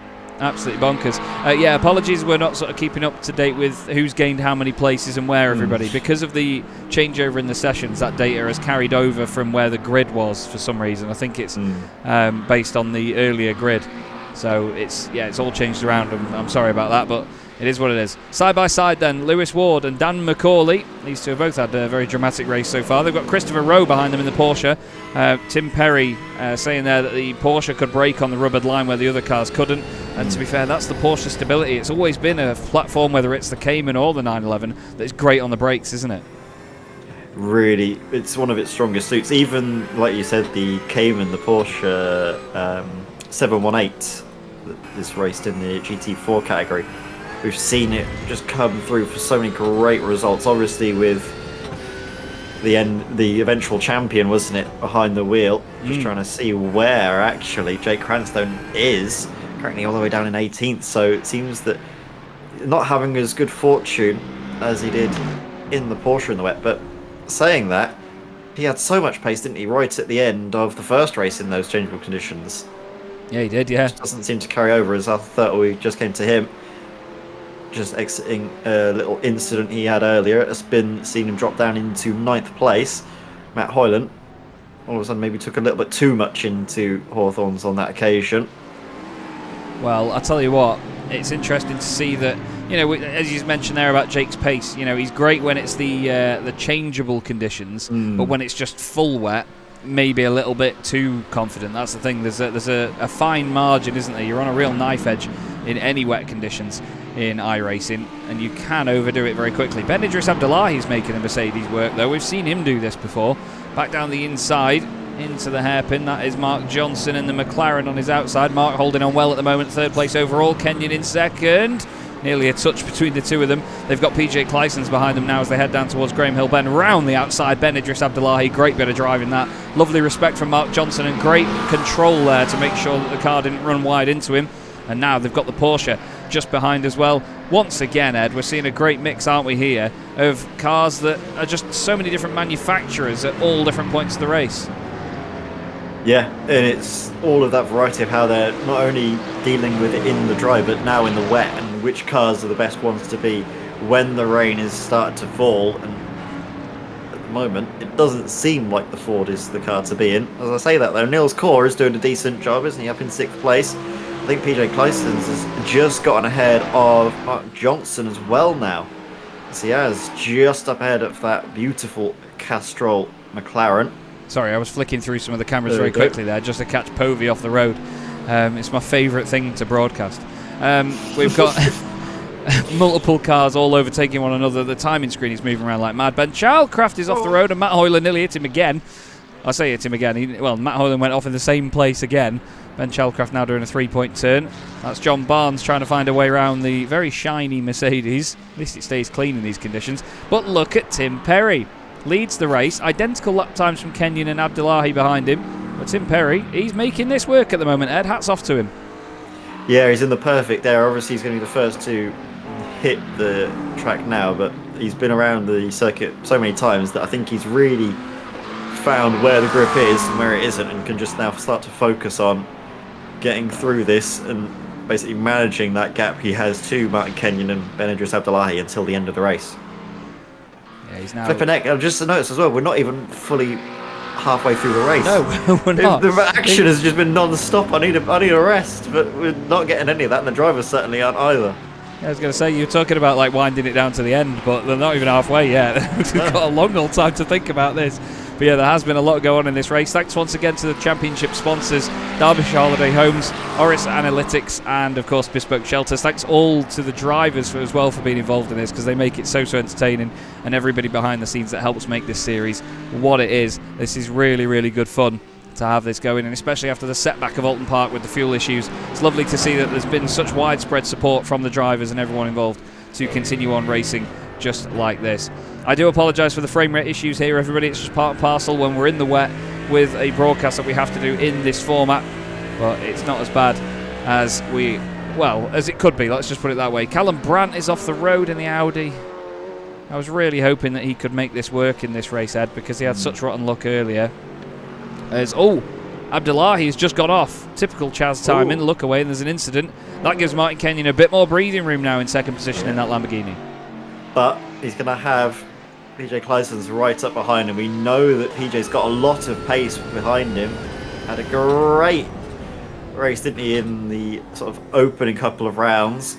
Obviously, unfortunately not counting towards championship points, but here he's going to be on for a massive haul of them if he's able to get through ahead of Martin Kenyon. And just look at the confidence he has into the corner. He takes a lot of speed in, maybe not as much out, and that's where Martin Kenyon seems to gain. Different drivers approaching corners completely differently in the wet, just trying to get one over another. It's Lewis Ward, once more, struggling in the Ford in these wet conditions, just not seemingly working out for him at all. Niels Core, though, having a great time, isn't he, on the wheel of his Mustang. A nice little gap as well to Mark Johnson in behind as well, about a second, I think. You'd think that for a car that's made by a manufacturer that shares its name with a small body of water, it'd be alright in the wet, but clearly not. It's not really the case, but still, there's one of them inside the top 5, 2 of them inside the top 10. Callum Brandt there getting past Christopher Rowe. Callum Brandt making that Audi work overtime as well at the moment. Kim Such and the other one as well. That's John Roberts off in the background in the McLaren. He has a spin. We need to go back up to this. Let's not forget PJ Clysons, like you said, Ed, had that fantastic race at Alton Park in race 2 just over a week ago, but he did that from the front of the field. This time he's come from right at the back of the field. So he just seems to be a race 2 master no matter what you throw at him. Wet weather conditions, back of the grid start, front row start and having to defend. You know, it's amazing. But he's a very talented driver, is PJ. Lovely guy as well, very supportive of what we do here. And he's been a lovely addition to the field. We'll just have to see now how long can Martin Kenyon hold on ahead of the very confident Belgian in this very fast Porsche. Yeah, being with us for quite some time now, obviously being with us from Sim Racer's World, as he nearly pulls off a worldy move around the outside of Martin Kenyon. That was so close between the pair of them. Again, just I think found a bit of a wet patch as he was trying to put the power down, but thankfully the two cars didn't make contact and were able to carry on unscathed. Matt Hoyland trying to chase down some championship points. Currently got John Roberts and Jake Cranstone to try and usurp before he can. In behind that BMW is not for position, that is the BMW of Simon Price. It's Martin Kenyon. Oh, look at his rear view getting completely filled with Porsche headlights gleaming through the rain.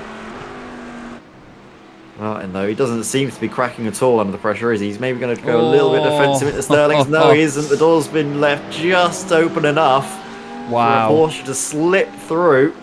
And if PJ is able to keep that momentum all the way around the outside through the final corner, which I think he will be able to, he's going to see himself in P2, and that was a lovely move, wasn't it? Gut was just big enough, and that was all the invitation he needed. That was absolutely gorgeous, wasn't it? Absolutely gorgeous, that, by PJ Clijstens. Hats off to him. Ben Idris Abdullahi here in 6th position has got Simon Povey and Arthur Thurtle. He's got the Corvette squadron behind him, chasing him down. Adam Watson saying, can we all agree to Simon getting a free change from the BMW? Poor Simon in this Beamer, bless him. He's still cracking on with it, though, and he's still putting good liveries on it. But yeah, it's not been the car of choice, unfortunately. I remember when it first came to iRacing, it was the car to be in. As Ben Idris Abdullahi decides he wants to join the Paris-Dakar instead, and through goes Povey and Thurtle. They've actually made some great progress under the radar here, haven't they, Ed? They've really kept it tidy, and this Corvette seems to be working for them here.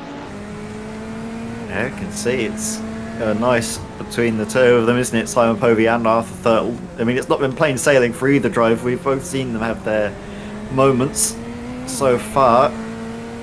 But for now, as the race has gone on into the sort of final 10 minutes of action, maybe it's going to start to really come good for them. Still raining, of course, while the track is constantly evolving. You can see dry patches here and there, standing water at other points. It's just a constant battle, not just with the car, not just with the circuit, but also with all the other drivers that are doing the exact same thing. Yeah, it's just crazy, isn't it? There's so many bits of the track that are so different, from dry to wet to sort of partially wet to absolutely sodden and being a puddle, as John Roberts has a bit of all of it, and some of the grass to go with it as well, as Lewis Ward has gone off the road again. I think that Mustang has spent more time on the grass than on the road in this race. And to be fair, you've got to consider the incident point limit as well. There will be drive-through penalties if some of them go off the track enough. As there's Arthur Thurtle coming in the pits now. Was that for a drive-through? Is that as if it's been on cue? He's on the right as if he's going in a pit box. God, look at the river there in the pit lane. Well, hit. Oh no. He's jumped through his pit box. I don't think the car's gone up on the jacks. He had to. Is it a stop and go penalty? The stop and goes are usually a lot longer than that, so I'm not quite sure what that was all about. Fast repair potentially. Yeah. I think the drivers do have a fast repair, so maybe there was suspension damage. Yeah, maybe so. Something broke, so he had to stop, and it does it immediately. Jake Cranstone there down the inside of John Barnes for 14th position. The Ferrari and the Mercedes right together. Adam Watson confirming it was a fast repair. Thank you, Adam. As Dan McCauley round the outside line at Druids fires the Bald Eagle powered Mercedes. No, why do I keep calling it a Mercedes? I keep going to say M for Mustang. I just keep saying Mercedes. Here's the Corvette. Simon Povey. I think it was the Mercedes that he was racing last season, wasn't it, as well, actually? Yes. No, yeah, so you know what? So that's where we got that confused between. I'll take that, Ed. I'll take that. There we Appreciate you that on that one. Yeah, Simon Povey here in the triangular Ferrari that's American, with Ben Idris Abdullahi behind him in an Aston Martin. Well, the Aston Martin is a Mercedes, isn't it? It's that way around, really. Yeah. The Mercedes is the base route. But look at how these conditions look on board. I absolutely love it. You know, the reflections and the shine and the rain and the windscreen wipers, the shake of it all, the drama. It's just epic. Drama is not epic from the eyes of Drew Fletcher, who recovers back onto the road. 18th position for Drew. Not the night he would have wanted, but a night that Tim Perry would have wanted, though. He's having a stormer at the front end of the order. 8 minutes left to go in this race, and he's got 7.3 seconds to the driver in second place, who is PJ Clysons, who did the fastest lap of the race last time round, I must add. Yeah. PJ is on a move here for the Pieter Jan BE Racing team, and it's not going away anytime soon, is that Porsche, is it? It's certainly not subtle. Yeah, it's a very bright and visible car. I think it's the only pink car we have on the grid this season. Again, it's that braking zone for Hawthorns. It has that little wiggle, even the very stable Porsche struggling, so it's not always easy for PJ. Again, from what we've seen of the GT3s on the channel, Chaz, of being just dominated by Porsches, it is great to have that variety. In fact, I think they're one of the sort of less popular cars. There's only 3 of them out on circuit right now. Currently PJ highest of the bunch, with Christopher Rowe and Chris Jennings. Simon Povey finds himself in the barriers, dropping in behind Lewis Ward, who's had his own fair share of struggles, but still up inside the top 10 for Simon. So some good points coming his way, even despite the troubles that happened, as Dan McCauley seemingly struggling. Was his rear... Yeah, the boot was wobbling. Boot was wobbling around. I was going to say, what happened there? Elon Musk's in there ready to come out. Martin Kenyon in third position, still holding on ahead of Nils Core. Nils is one of the only drivers in the field that is currently where he started. No, apologies. This is actually... No, shut up, Chaz. It'll be too long to explain where I was referencing there. But Nils Core is in fourth, we know that much. Martin Kenyon in third. We've got 4 different manufacturers in the top 4 at the moment. McLaren leading Porsche, leading Lamborghini, leading Ford. And it's McLaren, then it's Mercedes, Audi, Ford, Porsche, Chevrolet, Ferrari. Just, it's great that there is this mix. And again, you know, I hate to blow my own horn on these broadcasts, but the ballast and the success ballast thing that got drivers thinking about what car to be in has really shaken the grid up this season, and it's lovely to see that it's not just a Porsche fest. As, oh my goodness me, that's a mighty, mighty spin that for Christopher Rowe. Fast, yeah. Scary moment as well for Simon, who was going to be first on the scene, but Chris is able to get through unscathed, as PJ's had a moment as he's dropped in behind Martin Kenyon and Nils Core. Yeah, PJ Clyson's dropping into 4th place. So he loses a lot of ground with just 5 minutes of this race left to go. He is now 18 seconds off race leader Tim Perry. He's not going to be able to catch him in that time unless Tim makes a major mistake, but he's been so consistent so far. As Povey's off the road again. Arthur Thurtle now going past in the Corvette. The 2 of them swapping places this way then the other, but Tim Perry now, with that bigger gap to Martin Kenyon, has a 14, nearly 15-second lead, Ed. This is great. Yeah, Tim is certainly going to be a driver to watch over the course of the season. His pace in the dry is there, but also in the wet he seems to be unstoppable.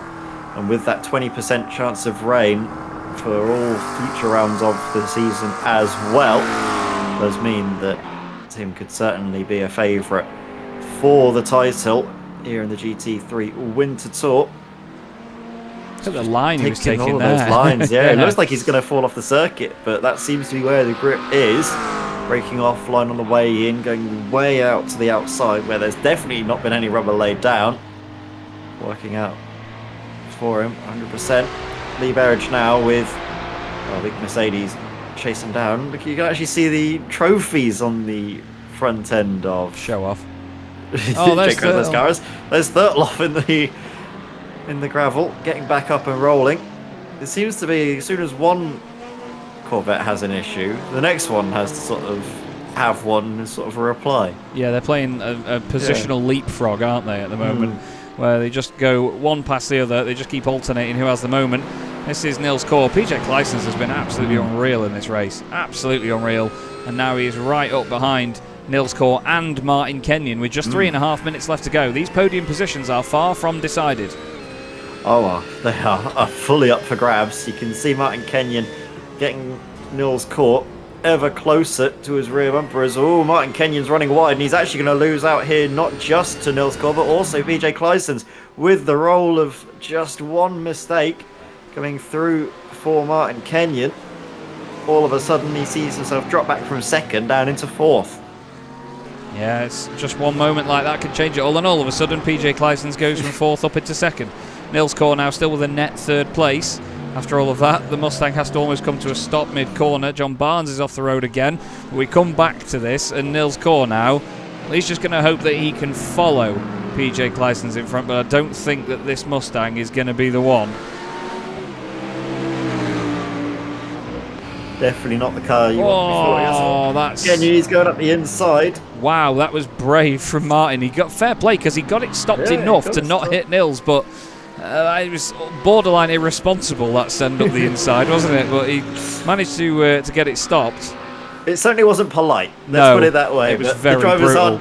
The drivers are not here to be polite. They are here to race. Oh, that's not polite either. That's disgusting. That's beautiful all the way around the outside through Hawthorne, braking on sort of the less favourable sort of rubbered-in line, but able to make it work just by hunting for that outside line grip. Wonderful move there by Martin, really making amends for that earlier mistake to get back up into the podium places. Yeah, he was certainly lucky there, and to be honest with you, Nils was very close to a drama, and he did well to avoid Martin it. was just going to have a moment there on the exit of Sterling's. Car just seemed to almost stop us. Really struggling with that final corner, Martin. He just can't seem to get the Lamborghini turned in the way he wants. This time it turns in too much, gets oversteered, that then has to recorrect, and as a result, Nils Core takes back that 3rd place. Does indeed. Swiffer. Oh, Never mind. I was going to say Swiffer in the chat there saying Nils was hoping not to spin. As if that isn't Nils, and I don't know his username. But he's actually playing Farming Simulator at the moment. Farming Simulator 2025 came out today. As hello, this is Drifting Simulator. Lewis Ward and Ben Idris Abdullahi next to each other. And yeah, Nils' spin cost him a lot of ground and time. Mark Johnson, by the way, he's been under the radar here and he's holding on very well in 4th place. He had a torrid amount of luck in the SRM GT3 challenge last season, and as long as he keeps it on the road now, and I don't commentate his curse, this guy, he will get a lot of points early on in the stages of the GT3 Championship. This is a really odd time to mention this because I know it's all about to kick off in the final moments, but I'm really looking forward to finishing this broadcast. Not that I ever want it to end, but being able to finally read the chatter in Discord afterwards. And Dan McCauley's been speaking to me today saying, I want to tell you so much about last night. I want to tell you about this, I want to tell you about that, but I can't speak to you about it. And now we're getting to the end of this. It's Nils saying I can recommend the new Farming Sim. But to be honest, you can recommend it to Lewis Ward because he spent that long on the grass this race. He's been doing a bit of farming. Farming Sim's brilliant. Never said there's anything wrong with it at all, John. Don't get you back up at me, love. So it's Tim Perry, PJ Clijstens, Martin Kenyon, Mark Johnson. What a brilliant top 4 that is. Nils Core in 5th at the moment, ahead of Callum Brandt. Callum's held on really well, actually, after his earlier little moment. He's in 6th place, making that Audi sing. Hats off to Callum, because this is great persistence.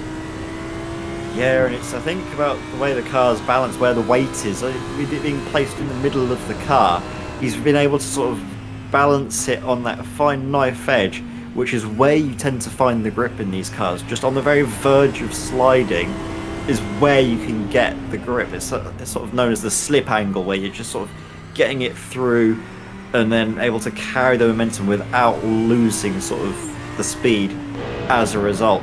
Look at this, Jake Cranstone flying up the inside of Lee Berridge. So that came at us all of a sudden, didn't it? Yeah. That certainly came at Lee all of a sudden.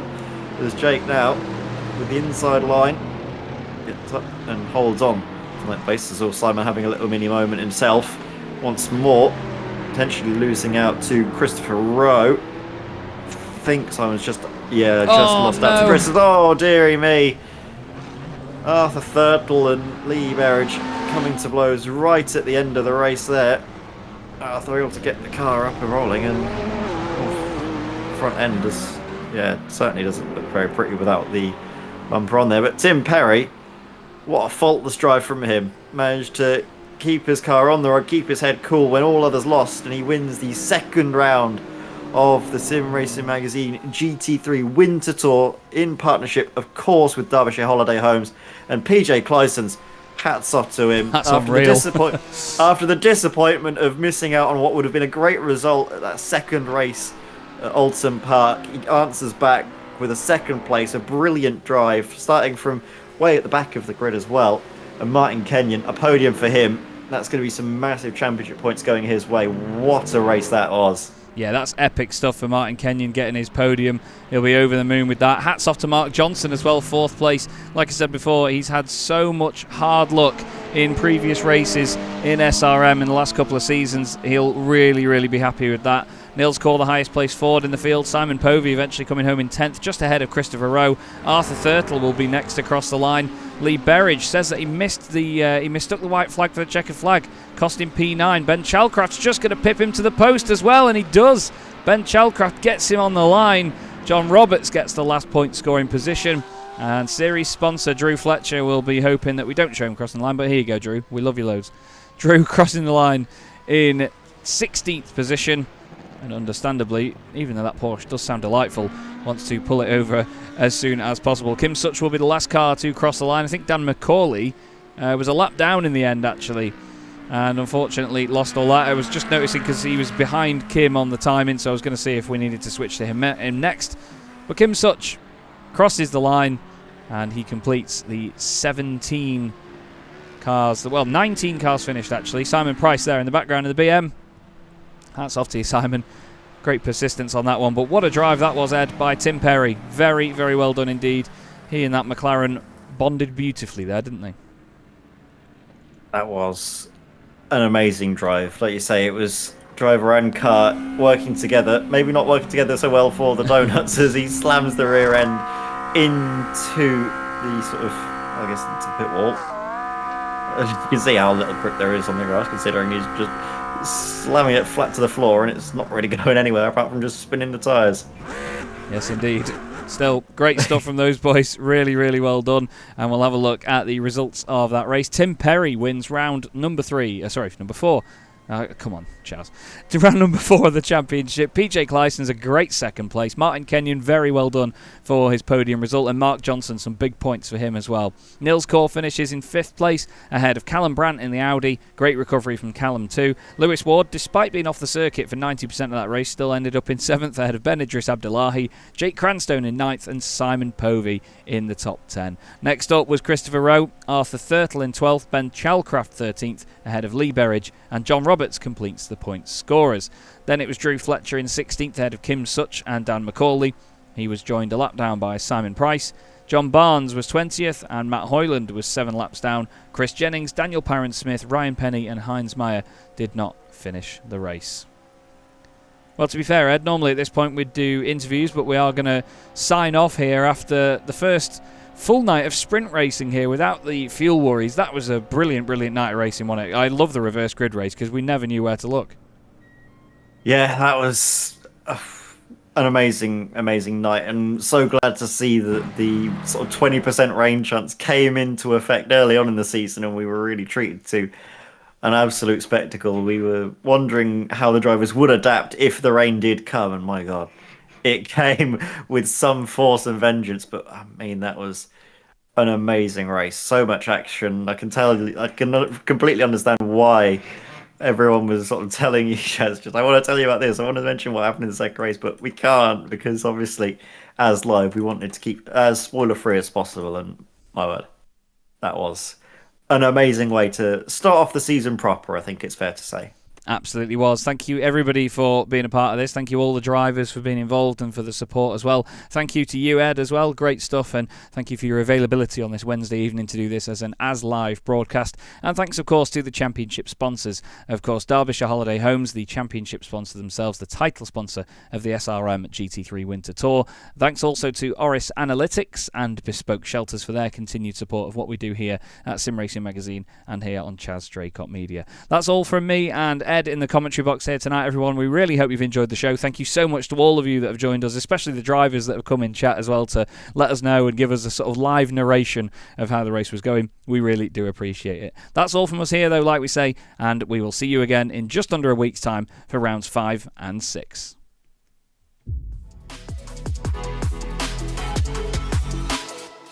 Four French drivers at the French Grand Prix trying to win this on the final lap. The 3 wide again, Guillaume down the inside. Guillaume moves across. They're both in front of Milan and But Pouget. before you know it, we find ourselves here in the very final race of the competition. And then they see truck racing and they think, this is crazy. You know, these are 5-ton machines, 1,200 horsepower brake. Oh, look at that switchback. Oh, he's been moved and a trick to show it off.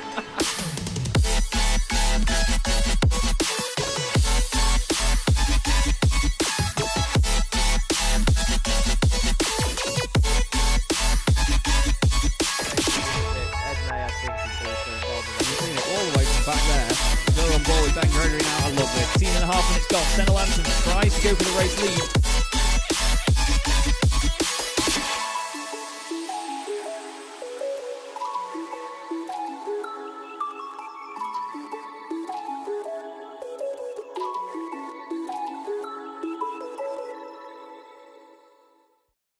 Racing isn't easy, but experiencing it is.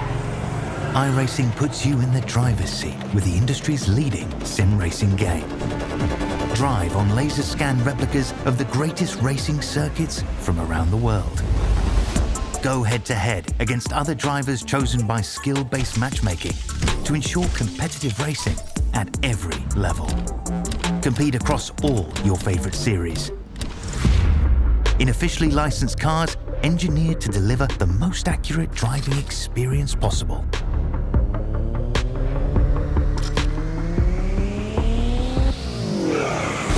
Join a race or host your own with players from across the globe.